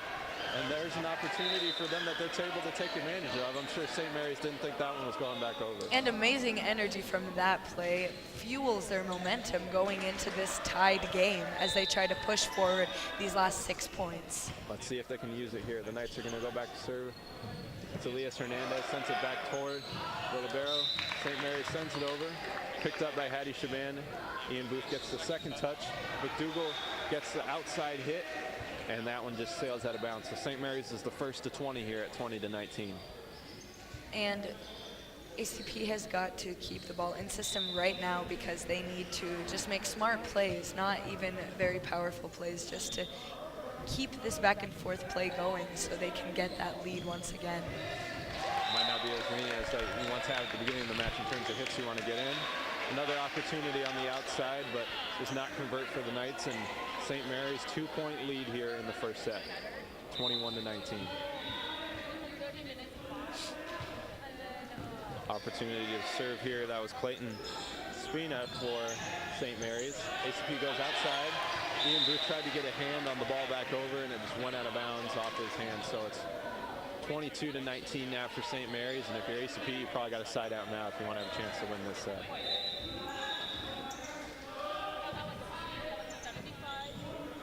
Trying to get a look here, St. Mary's. Very deep serve into the basket that is actually up by the ceiling, so ACP gains that point. I guess that's kind of tough luck there with that hoopy, and I know they're up today, but they are still a factor. They can be if serves are a little high. ACP gets a block on him. Very strong block. 2 straight points. Were you able to get an eye on who got that one? That was, should have been Lucas McDougall and the middle. Great effort by those two. And Tanner Hamlin had the serve. That free ball sent over by St. Mary's. It goes out. So we said, here's the opportunity for ACP. They have to side out now. They did, and now it's 3 in a row for them. And it's now 22-22, and they're right back with an opportunity to win this set. Tanner Hamlin on the serve again. St. Mary's sends over a free ball. Hattie Shaban over to Zach Lund for ACP. Gets a tip on it. Free ball again, picked up by Jad Al-Sheikh. Hattie Shaban was only able to get one hand on it. That's a tough one for Hattie, and St. Mary's gets the point back. It's 23-22 in their favor. Yep, they've got to keep that ball right up to the setter, and the setter has to place the ball well right now because this match is very tight. Here's an opportunity for ACP. They have to side out here to do it. Lucas McDougall gets another opportunity, sends over a tip. St. Mary's sends it back over to their left side. It's a free ball. Hattie Shaman goes outside again. Lucas gets it off the net and straight down. So a tough one that goes right off the net, but it works, and 23-23 tie here. And so here's an John opportunity. Kinner back to serve. He was the one that got that serving acing stretch that got us in the lead back at the beginning of the game. This is the one you want right now. Kinner gets the dig. ACP sends it over. A little bit of control, trying to control right here, and wasn't able to get it back. Was that outside opportunity, and St. Mary's is going to have set point here, 24-23. So do or die now for ACP if they want to try to win set one here. Very strong communication and smart decisions right now from ACP is needed. Shaban goes outside the exact line, the opposite end, goes straight into the block and into the net. So ACP does it, they side out, it's 24-24, and we're gonna go into extra points. And looks like Bossel is back to serve right now. And Bossel, this is who you'd want to serve, is a senior. He's played on volleyball team for a couple years now. Since its inauguration, he's been in these moments before, so let's see what he does. Goes to the back row. Knights send over a free ball of St. Mary's. ACP gets it. A tip from ACP on the outside, and the Knights are able to get it. St. Mary's unable to control. The bench is up. Coach KJ's up, and then the Knights win the set. So it looks like it's not a 2-point favor to win the set. It's just a first to 25, and ACP is able to do it on that deathmatch point. That is a hard cap on that 25 points, and that really does make a difference because St. Mary's may not have known that they didn't have to win by 2. So.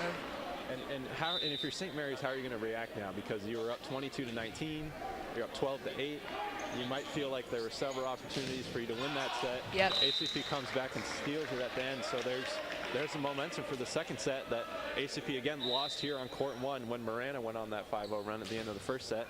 They haven't now, so this is something they can take advantage of. Yeah, it's going to be very important to maintain that stability for the Knights because St. Mary's is going to come back fighting harder than ever, and ACP has to maintain that strength and aggression that they did have at the end.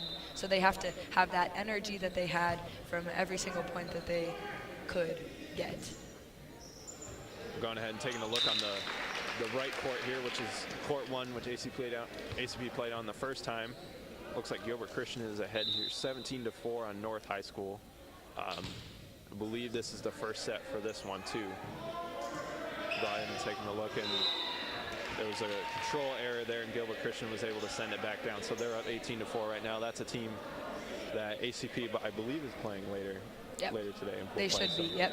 They changed it, so the Knights will get Gilbert Christian. Looks like a strong team in terms of how they're playing right now.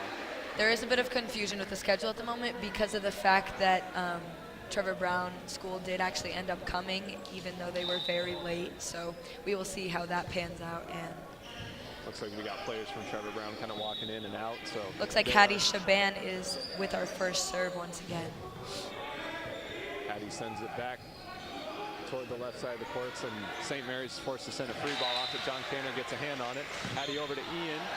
It's blocked, but it goes out of bounds, so Ian gets the kill. Gets that tool on the block. Yep, the first 2 points of the last set Ian got was blocked that one, but it did get blocked out of bounds. So there's another kill for Ian, who's providing an impact in this match. Didn't get as much too in the first one against Marana, but here he is now. Hattie Shaban on the serve again. Elias Hernandez gets a tip on the block, but it is sent back down on ACP's side, and St. Mary's will get the point on that one. And I really do think that ACP during the set should hone in on that tipping defense because St. Mary's isn't really throwing much aggression into their attack, and the tips are where they are gaining the most points, so they should hone in on keeping those wings on the back row as much towards the middle sucked in as possible so they can pick up all those tips that St. Mary's is throwing at us. Something we'll keep an eye on here is Ian Booth gets an opportunity to hit on the opposite side. I think it was touch, and went straight to so St. Mary's will pick up a point again. So again, they're in control. Daria, you talked about it. They're sending over a couple of balls that are tips and spot balls as opposed to strong attacks. Ian Booth gets an opportunity there, and he rectifies his last mistake, and ACP is able to get the point. And he did actually hit that corner, so it would have been in anyways. Right, so there it is. And Ian's getting an opportunity to hit, or excuse me, serve in the back row. Ian has normally a jump serve, but that one was more of a float. St. Mary's is able to get it back over. Tanner Hamblin gets an opposite opportunity, but that one sails out of bounds, so now it's going to be 4-2 in favor of St. Mary's. All right, and the libero is back to serve for St. Mary's. Bossel. Yep, there's Bossel getting the first touch. Lucas McDougall gets a nice attack that goes to the corner. And a big block from Tanner Hamblin. There it is, and that rectifies. Lucas McDougall is able to pick up a nice hit there and kind of get some confidence back. He had some ones that went into the net last match, so talking a little bit about momentum, you might, Daria, know it better than anyone else with the match you came back in and you played in the state tournament. Yep. And you played the #1 seed, and you guys were down, was it 24-17 in the second set? Yes. And then the opportunity for 24-15 actually. 24-15. Yep. Okay, wow. So even bigger than I thought. So there was an opportunity for you, or a chance that you guys were going to go down 0-2 in that match. This was the state semifinals, and you guys were able to kind of come up and pull out that set and then eventually beat Snowflake to advance to the state title match. So for ACP, and it's 4-4 right now, they weren't able to carry over the momentum for that last point. Just how important is using that and understanding the importance of that to continue into future sets? So basically momentum is just one of the most it's a driving force of the game of volleyball itself. So you just have to understand and be on the same page as your team and understand that you are going to do everything you possibly can to get this next point. It doesn't matter what happened in the past, and just think about what is happening right now and what can you control at this very moment and this very play. Just giving everything you can, because you know you can pick up that ball and you just have to give your everything, and momentum will carry that through. Volleyball is a next play sport, absolutely. You know, if you mess up one, the next ball, it's not going to take long before it's probably coming back at you. So a lot of opportunities, a lot of chance to momentum can always shift in any game, in any situation, and just understanding that is so crucial in winning any game you want. And all it takes is one. It can take one, and that can turn into another one. Opportunity to turn it around. So speaking of turning it around, ACP is back ahead in this set 6-5 as Tanner Hamblin has been serving for the Knights. Lucas McDougall gets an opportunity to hit on the outside now and just sails just over the out-of-bounds line in the right corner. And looks like the score is tied up once again. And there's Coach KJ talking to Lucas. He was trying to tell him to get that follow through so that one doesn't stale out and it stays more in his control and correction. Shaman's going to go right back to him, though. He's trusting his hitter. St. Mary's picks it up and sends over a free ball, which is picked up by Tanner Hamblin. Hattie again to the middle. Control issues, and there's the basketball hoop again, making an impact. And unfortunately for ACP, that one hurt them on that part, and it's going to be a 6-6 score now. Or excuse me, 7-6 in favor of St. Mary's. And looks like one of the most important parts about St. Mary's is their very tip offense, as well as their strong blocking. That is what's getting in the way of ACP putting that ball down. So they have to be able to go around that block, and that's what's kind of tripping us up, I guess. It's going to be 7-7 now. Lucas McDougall is going to check out. ACP is able to side out right away. And there's John Canner again, who came in and served really well in the last set. Didn't get that one. That one went into the net, but he did serve 7 in a row to get the Knights back in the first set, which they were able to pull out 25-24. And again, it wasn't a win by 2. ACP played a sudden death point, and they were able to pick it up to win that first set here against St. Mary's. Shaman goes outside, a net touch. We saw that one on St. Mary's, and ACP is going to get the point. It's going to be 8-8. And looks like ACP is taking advantage of those open holes on the court on St. Mary's side with varied roll shots, tips, and just swings in general. That'll be a key to throw him off guard. If kind of playing close to the net, that was Ian Haynes who got a touch on the net for St. Mary's on that one. Boslal Hassan got an opportunity to serve, and it just sailed out of bounds. So that's 2 straight missed opportunities for Knights and for the Knights of ACP with their serves. John Canner went into the net and Bossel's went out of bounds there. So no opportunity to pick up on momentum right now as St. Mary's sends it over on their serve. A bit of a miscommunication there on the first pass. Going outside is St. Mary's. ACP picks it up, sends a free ball to the back corner with Elias Hernandez. Opportunity in the middle for St. Mary's. That was Alex Pacheco again, I believe, and didn't work that time, and ACP is able to tie it back up at 9.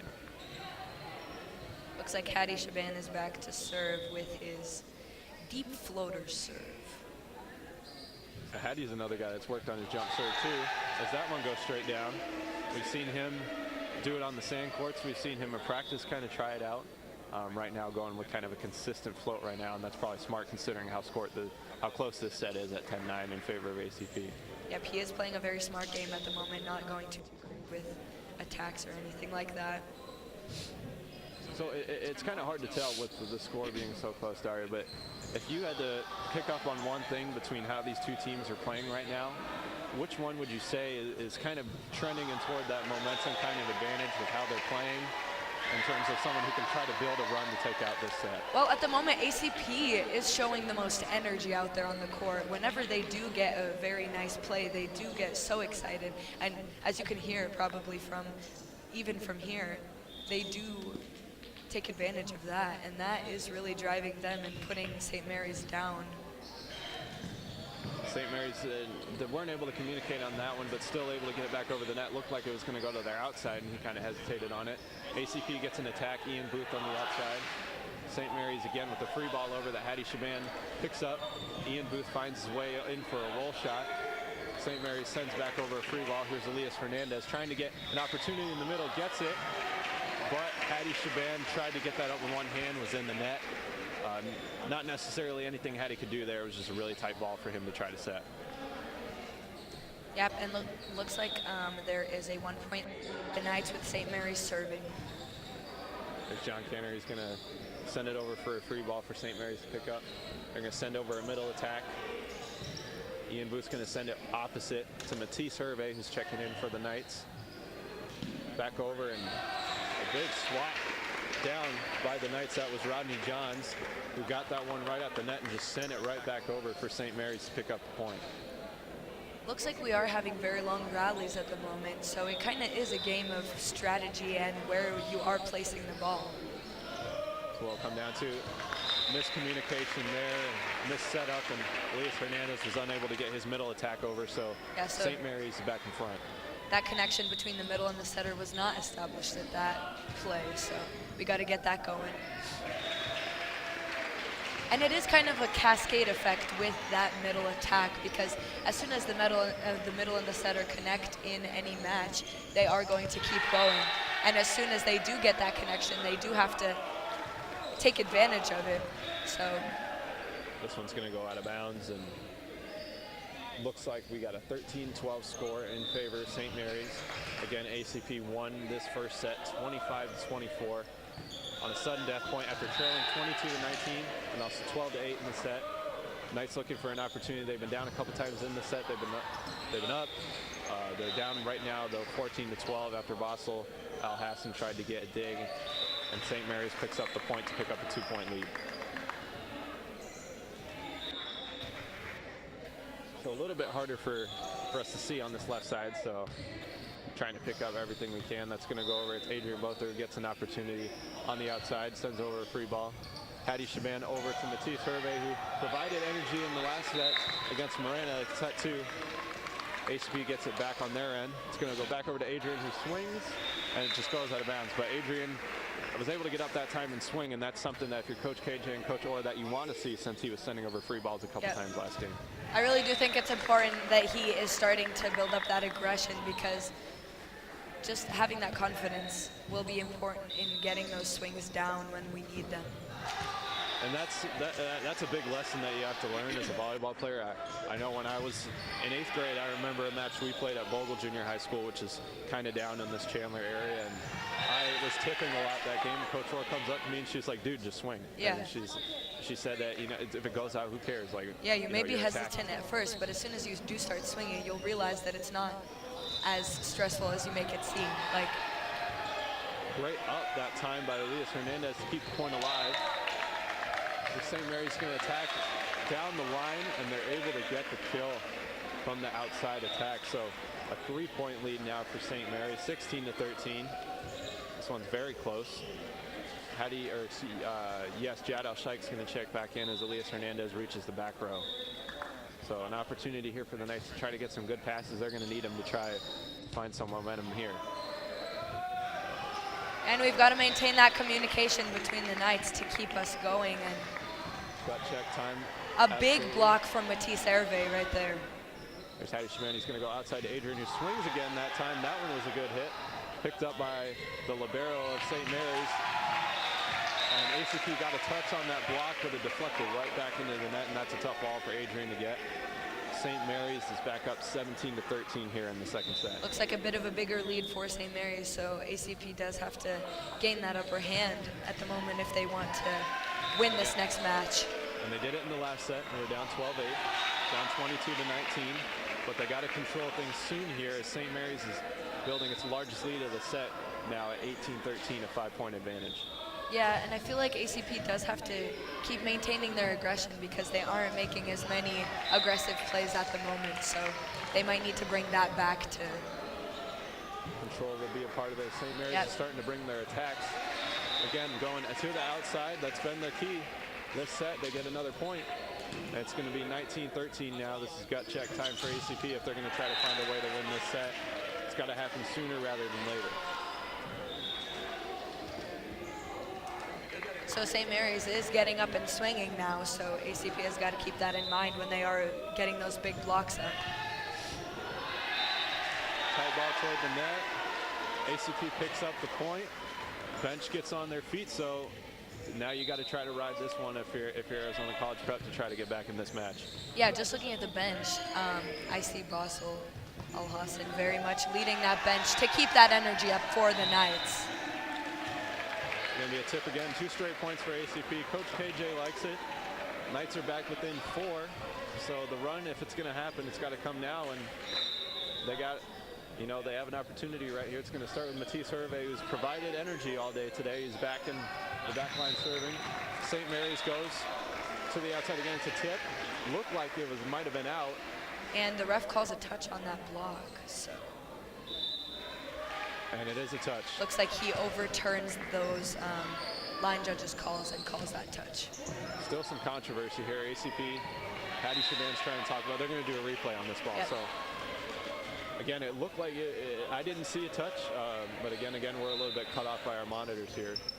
It definitely landed out of bounds. So we get a replay here. Matisse Hervé is going to get another serve, and that was a rocket. Very strong, deep serve from Matisse. The libero.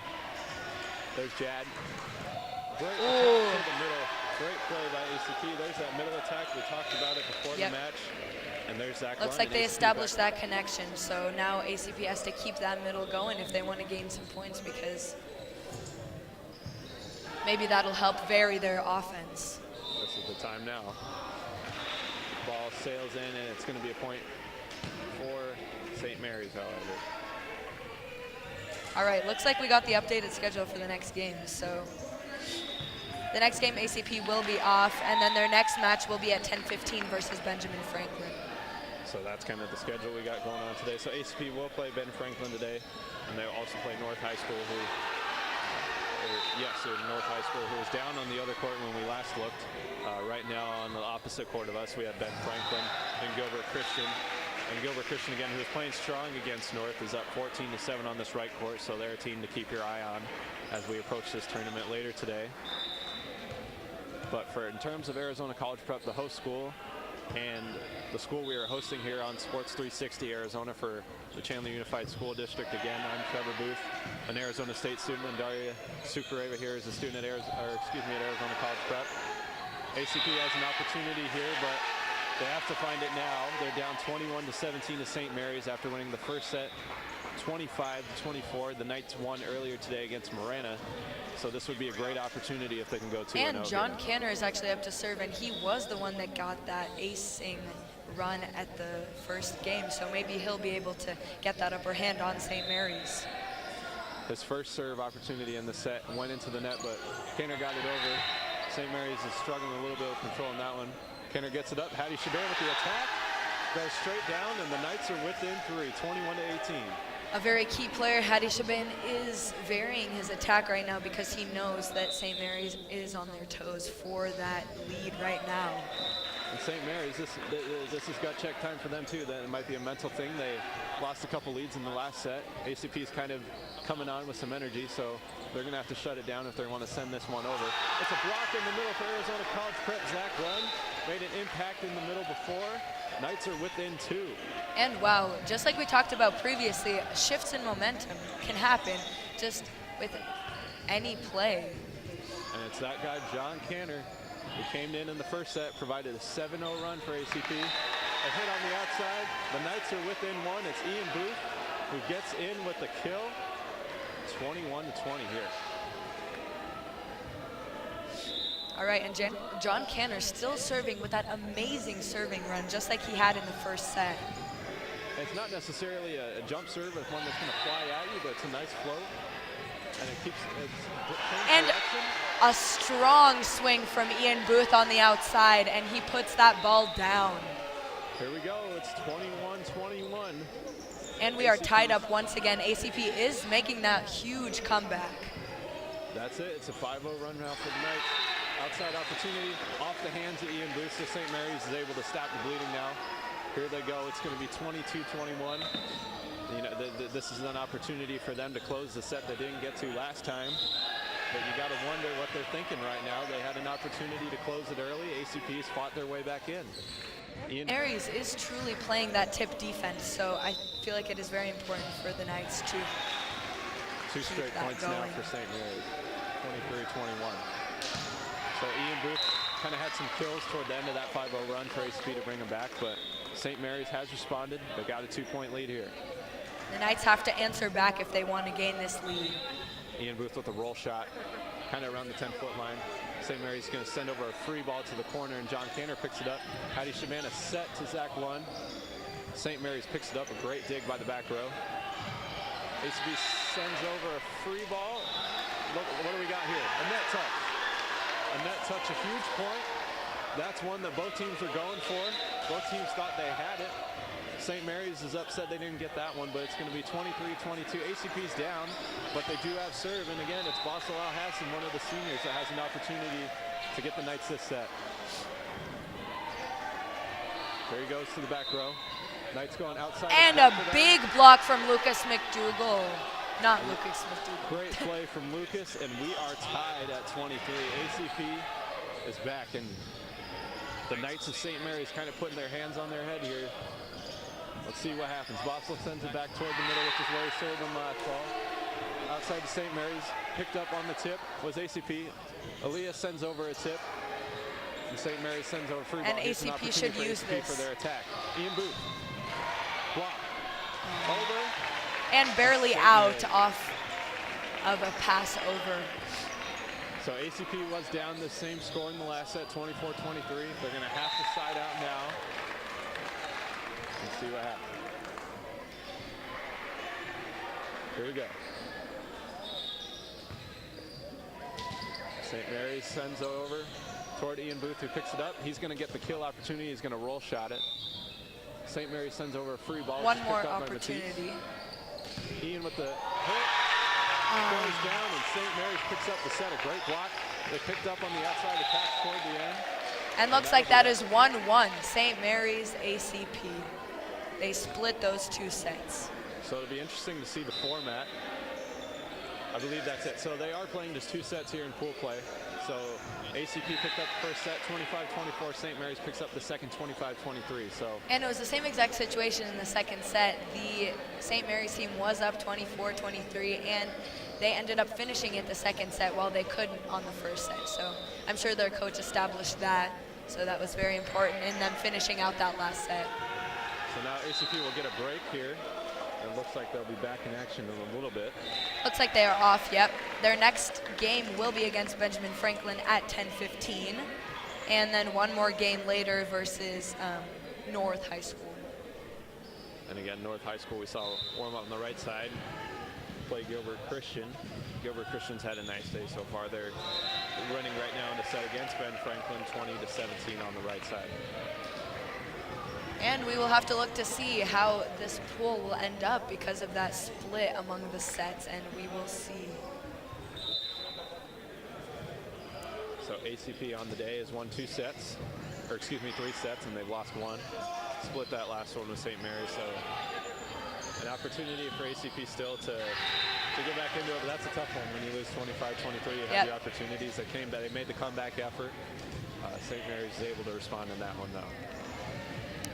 Very strong offense, though, at that very end, and strong energy that ACP showed, so that was very impressive from their side.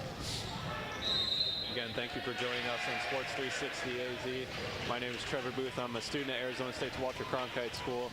Daria Sukareva is a senior here at Arizona College Prep. Thank you for joining us today at the ACP VB Invitational. It's been a lot of fun today.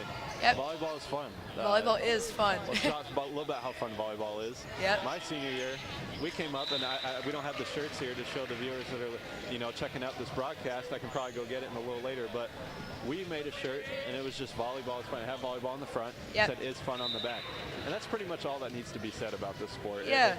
If you play, you understand. It's 3 words, and it may seem simple, but that's really all it is. It absolutely is, because the more you get down on yourself, the more you realize, like, there's no reason to, because you're doing it, so you have fun. So you got to keep making that happen.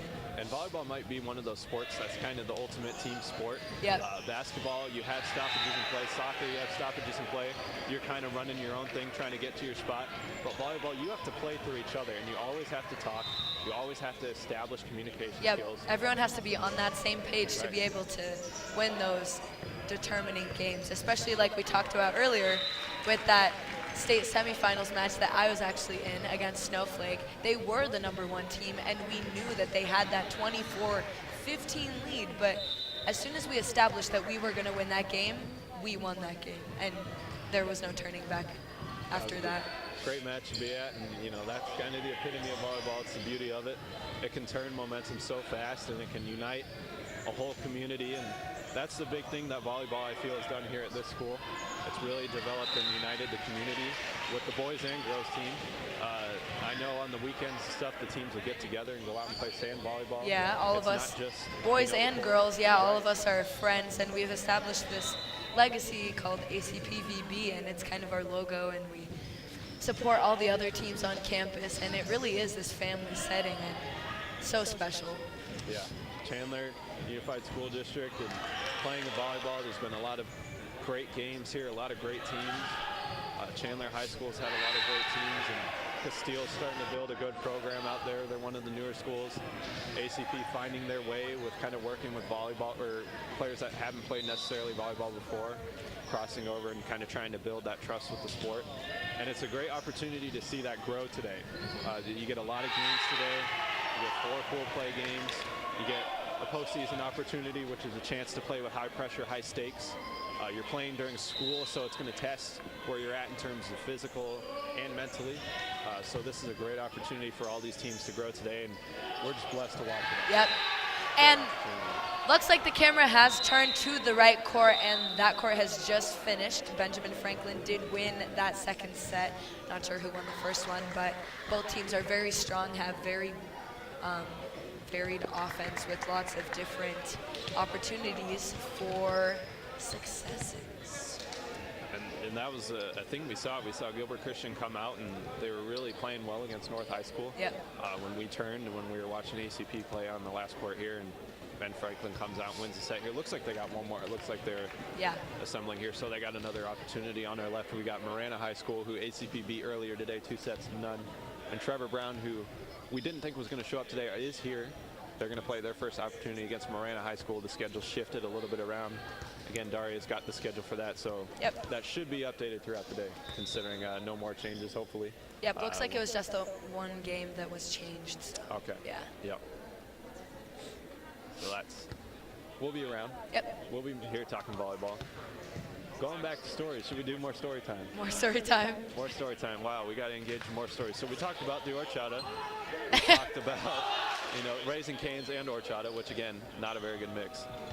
Let's go ahead and talk about some of the stories that come around from these all-day tournaments here. Yeah. You're outside, you got the table set up, you got people bringing food, you got the potluck. Yeah. Yeah, everyone sign up genius, kind of bring the food that's and it was so coming cool. around today. Yeah, actually, my freshman and sophomore year, we participated in a tournament that part of it was actually held here, and then most of it was over at Chandler High School, just down the road. And so this was just another section of courts that was part of that really huge tournament. It was a D1 tournament with different D1, D2 schools, and it was super cool to experience that. Being a lower division school, playing against those high division schools was a great opportunity to improve, and that really did test our team in general. So. That's all about opportunity in these tournaments. They don't count. The beauty of these things is they don't count towards your AIA ranking. Yep. So there's a beauty in disguise with that, because you have the opportunity to improve and also the opportunity to win a tournament and test a lot of things without, I guess, damaging, but also improving your standing. So it's an opportunity for each team to get better, which allows you to challenge yourself and go play against some of those higher schools. Yeah, and just very cool opportunities. Because I remember my freshman and sophomore year, we hadn't yet established that ACP VB program. We had just been a new volleyball program from the high school that had just been made about 2 years ago, I think. And so I had just joined recently as a freshman on that varsity team. So it was very nerve-wracking, but very cool to compete against those teams that had been such seasoned players and just get that opportunity to see what it's truly like to get up there and hanging with the big guns. So. No, absolutely. And same thing here. Speaking of big guns, I'll talk about a story that just came up in my head. A couple years ago, we played Boulder Creek, and if for those of you watching, Boulder Creek is a very, very established volleyball program out in Anthem, Arizona. They won a lot of state championships in a row. I'm not sure if they won last year, but the year we played, which was 2017, they had won, and they had won the year before, and I think the year before that as well. So we were playing them in the Westwood Invitational Tournament, which is out in Mesa, Arizona. Yep. And Boulder Creek, was playing us. Again, we talked about we're volleyball players that are, transplant basketball, transplant soccer players. And so we were not doing very well against Boulder Creek. In the second set, I'm serving, and I send it over to the left side. And Boulder Creek gets an opportunity to do a slide with their right side hitter. Yep. And we don't get the block up because we hadn't seen a play like that before, like at that level. And it goes straight ding right in my face. Yep. And that's how I got my second concussion Big in high concussion. school sports. So, some good moments, some bad moments in these all-day tournaments. Some of the best ones would have to say. We talked a little about Tanner Hamblin and his brother Hunter used to be involved in the ACP volleyball programs. Kind of establishing that legacy. Right. Hunter really was one of the fueling players of that boys volleyball program, and Hunter is just as good, and he might even be better because he is still a freshman. So he's a big lefty, and that left arm swing is really an advantage in some aspects, especially on that right side, because people really don't expect that being a blocker. So having to watch that really adds a bit of a mental aspect to it that some people don't get to experience. And just for the record, it was Hunter's idea about the horchata a couple years ago. So he was the pioneer for our program, but he was also our leader that recommended we get horchata before our big game against Higley. So definitely not a smart decision, but he was a very good volleyball player, so I'll give him that. It did work out okay. And the big thing about his tournaments, I don't know if his dad's here today, but his dad would always bring pork sandwiches and make his homemade barbecue sauce, and that was always the best I heard part. stories about that as well. I don't think that can be duplicated. It's the best barbecue sauce I've ever had. So every year, at least the 2 years we had Hunter on our team, my sophomore and my junior year, it was always his dad's that was bringing the barbecue sauce. That was something we could enjoy at that moment in time. I'm sure a couple of these teams have a couple recipes or items that they brought that are special to them. Yep. So lots of little snacks going on. Yeah.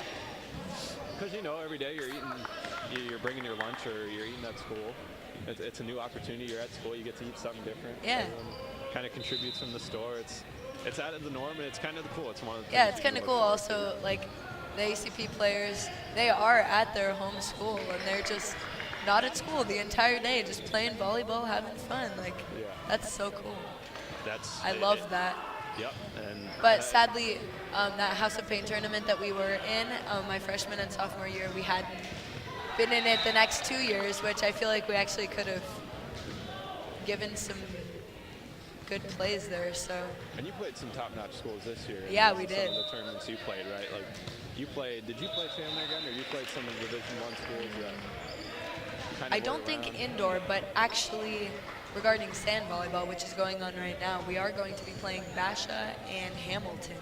Okay. So There's an opportunity. yeah, not Daria, the say strongest D1 schools, but yeah. something. Yeah. Your team's 3-0 now. Yeah, 3-0. All sets we won 2-0 every single pair. So just going off that sand volleyball. Yeah. What's working for you guys right now? The sand's a little different from the court we're watching today, but Yeah. can you give us a little insight on what's going on there? I mean, we are very seasoned actually compared to most of the schools that we have been playing recently. We did play a D1 school yesterday, Williamsfield, but it is their first year playing sand volleyball. Okay. So, and none of the girls are actually from Sand Club or anything like that. And we have been a program since 3 years ago. Actually, we had started. So that was a great opportunity for us to have that experience above everyone else. We know how it works and we know how everything goes, and it's just a great opportunity to have that upper hand, even if it is, they may be good at court, but sand is such a different whole playing field that, like, you just have to have that seasoned aspect to you. And it's much different actually than club sand as well, because, well, overall, sand is a much more like chilled down sport than indoor volleyball, less aggressive. You are obviously only with one other person, and you just have to keep that momentum. And just like in indoor, that momentum can change whenever. And so you just have to keep that in mind when you are playing against two other people. There are only 4 people on the court, and one person makes a mistake, you need to pick them back up. So. And how about the growth of volleyball in Arizona? Because sand So amazing, yeah. hasn't, it wasn't always around. Yeah. Guys programs necessarily for court aren't still around Yeah. at every school. It looks like sand might become an opportunity for guys in the future. Yeah.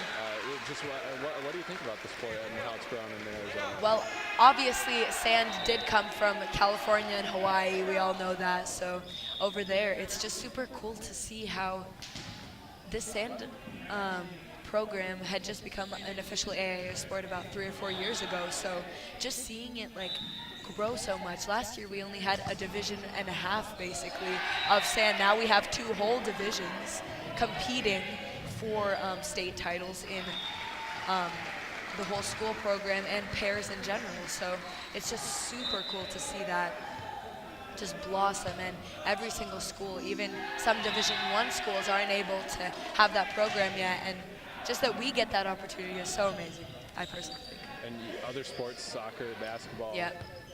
football, ones that are maybe more established here in the state, 6A, 5A, 4A. Yeah. Volleyball's got 2 divisions Yeah, in sand. most when you look throughout. So Yeah, that's it's crazy, and it is growing every single year, so that's the cool part. Like, we may be the next California, who knows? right. Yeah. Right. You never know. And California talent, that's starting to translate to a lot of Arizona schools across all sports. And Arizona basketball, a little bit of talking about Nico Mannion, who played at Pinnacle High School, and they won the state tournament, their second straight on Tuesday night. And Nico is the number 10 recruit in the class of 2019 for basketball. He's going to play at the University yeah. of Arizona. And just the growth of Arizona basketball in general has been tremendous. Marcus Howard at Marquette is a National Player of the Year candidate there. Richard Jefferson played at the University of Arizona. He's doing broadcasting now. Unfortunately, with the circumstances surrounding Mike Bibby, but he was one of the best basketball players in Arizona. Marvin Bagley played at Corona del Sol, made the NBA. So Arizona sports are starting to become a force to be reckoned with. And it takes time. Basketball, a lot of the recent products have been maybe some of the better ones. Yeah. But over time, you can probably see that with volleyball as it continues to grow in the state of Arizona. Yeah.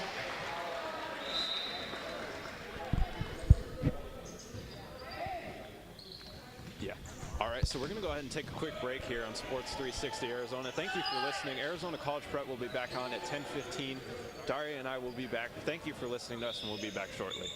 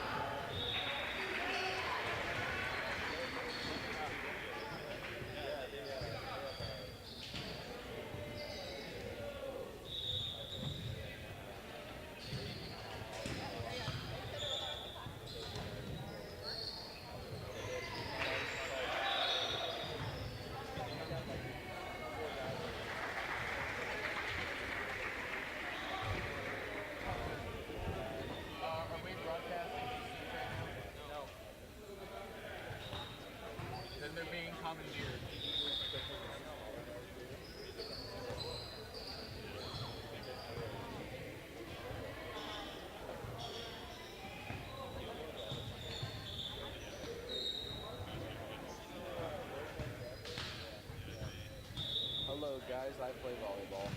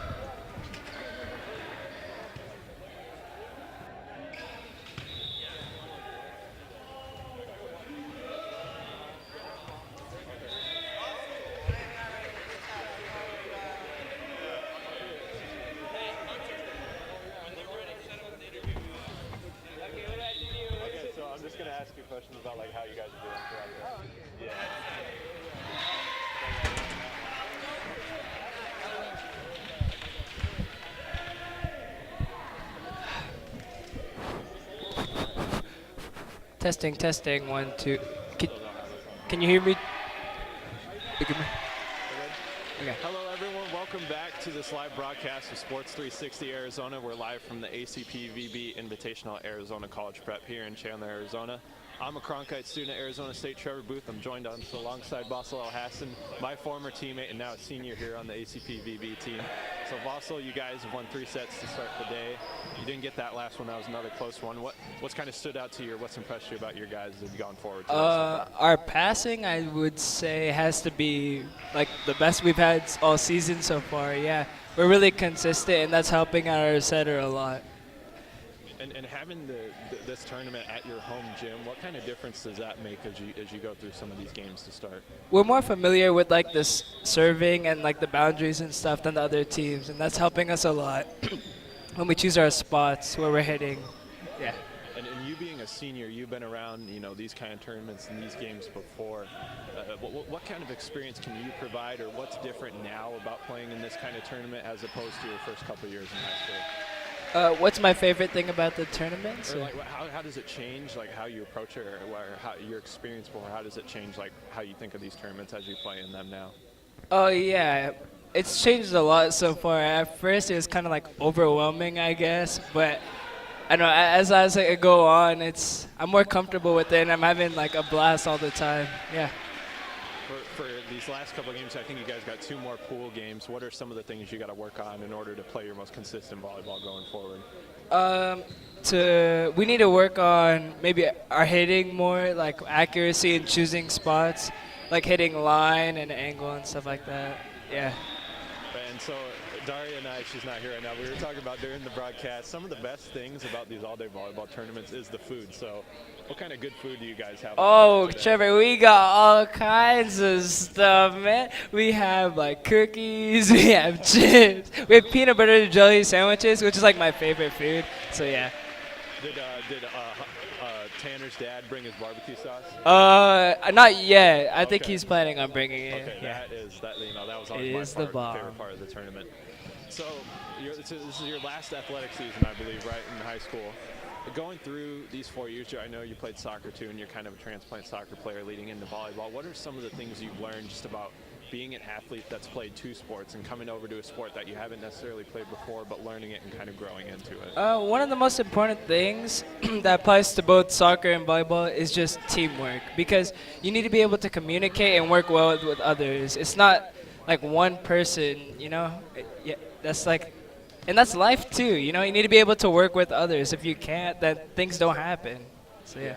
And how has this team kind of done with that so far and coming together as a Oh, team from that we are bonding so well. It's pretty crazy. Like at first I thought, we got a couple of new guys, old guys, different types of people, but we're all getting along really well, and we're always laughing and having fun and messing around. Perfect. Well, I appreciate you coming on, boss. Thank you, Trevor. Good to see you too. Good luck in these pool games, and I'm sure we'll have you back on. There's someone else again. Yeah, all right. See you, Trevor. See you later. Yeah, you're good. All right. Thank you. Right. Perfect. All right, yeah, thank you. Okay, yeah.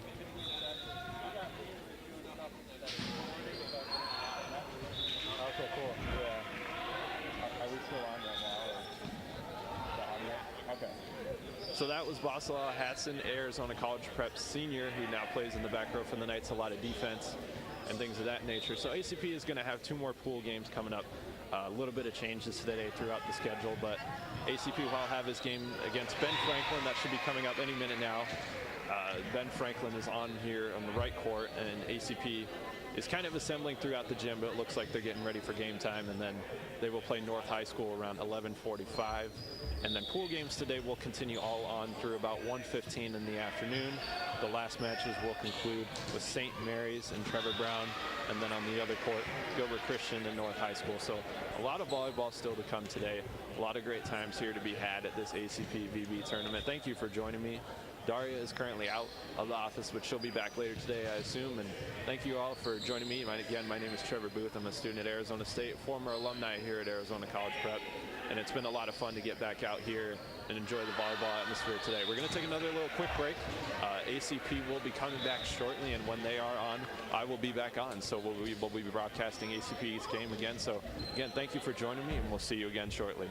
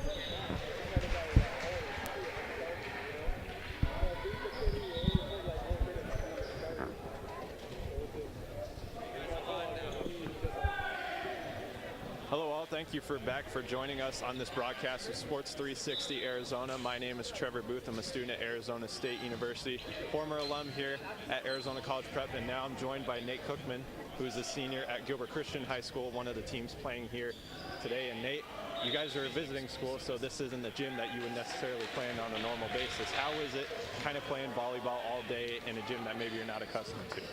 So when you first start, it's hard because you have to adjust to everything, but then while the day keeps on going, like, it gets easier and easier.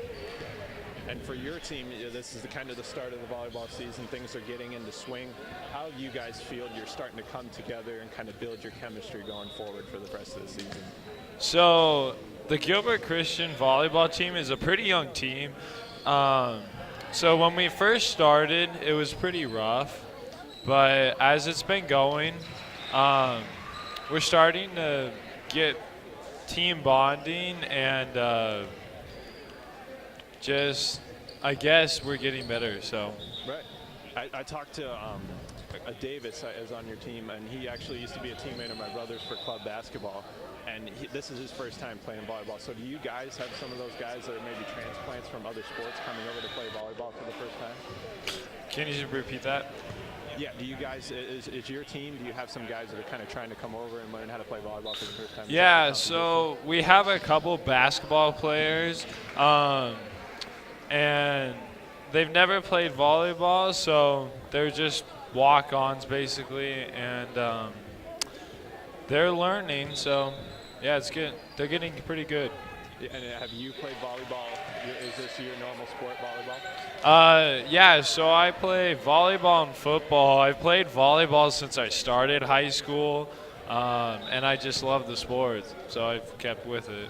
And how do you kind of look to incorporate some of those guys that maybe this is their first time playing volleyball? And as a senior, how do you try to get those guys acclimated to the atmosphere and playing? So I mainly try to encourage them, and I like to do especially team bonding, which actually helps because then they get more motivated to be on the court.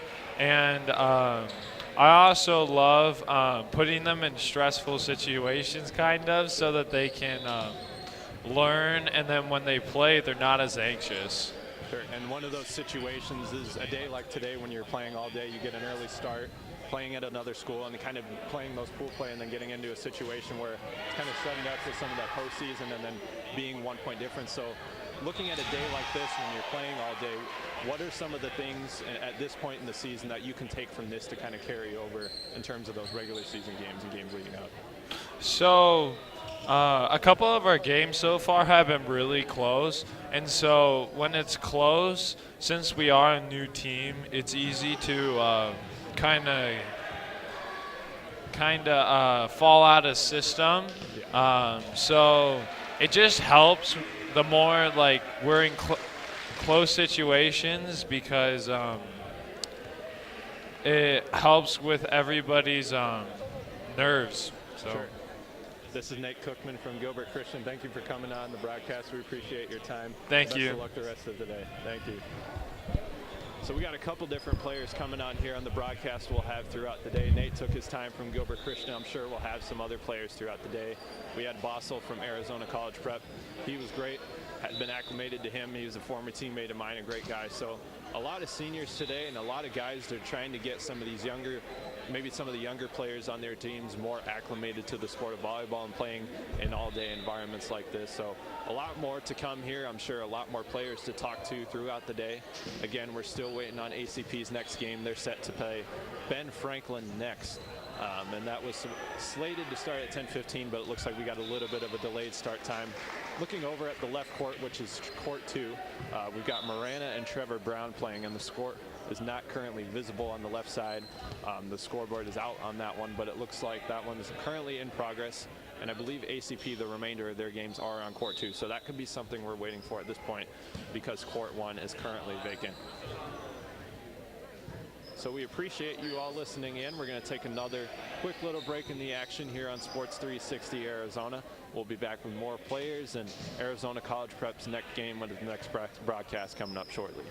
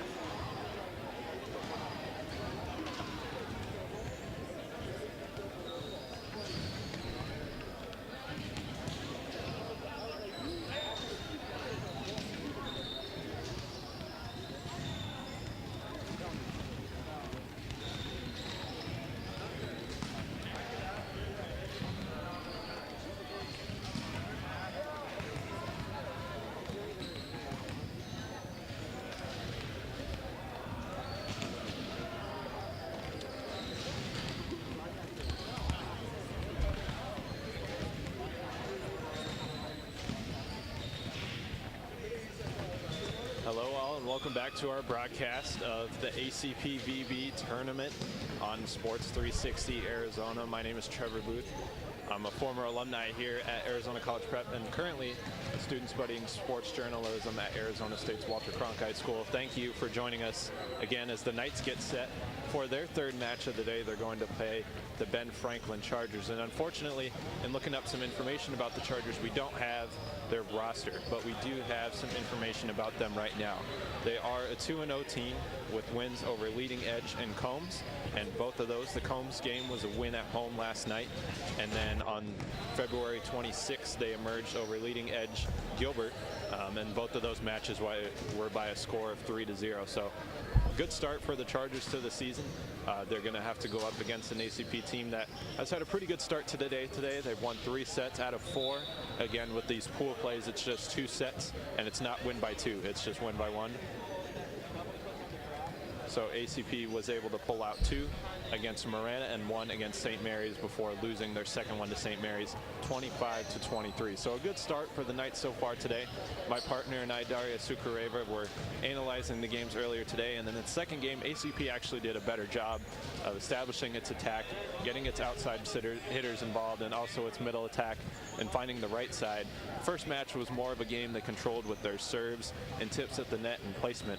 Marana couldn't keep up with them outside of the middle blocker that they had that had been doing a lot of their damage. So ACP in this game looking to establish that outside attack, but at the same time consistency with the first ball and being able to keep points close and not fall in some of the deficits they did against St. Mary's. They were down by 4 and 5 at some times, and that kind of got them out of control, and they had to put together some comeback efforts, what they did, and they stayed resilient as a team. But you got to imagine that Coach KJ and also Coach Orr want to have a better time of the Knights staying close and not falling in some of those deficits that you'd see as opposed to the last match. So ACP is about to get set up on the court right now. Again, Hadi Shaban is the setter for Arizona College Prep. He came up from the junior varsity roster after Ryan G turned an ankle, so he is not available for the Knights this weekend. Hadi Shaban, actually an outside hitter. He plays a lot of position, is versatile, has experience playing middle too. So he's been around a lot, and the Knights, he provides a versatile piece, especially since the Knights don't have Kevin Liu anymore, who was their setter for the last 2 years and really a rock for what they were able to do. So this is going underway, and the Knights control. It's a fast-paced match to start in the first point. Ben Franklin hits in, blocked by Elias Hernandez. The Chargers get it back, and they're going to send over a down ball that lands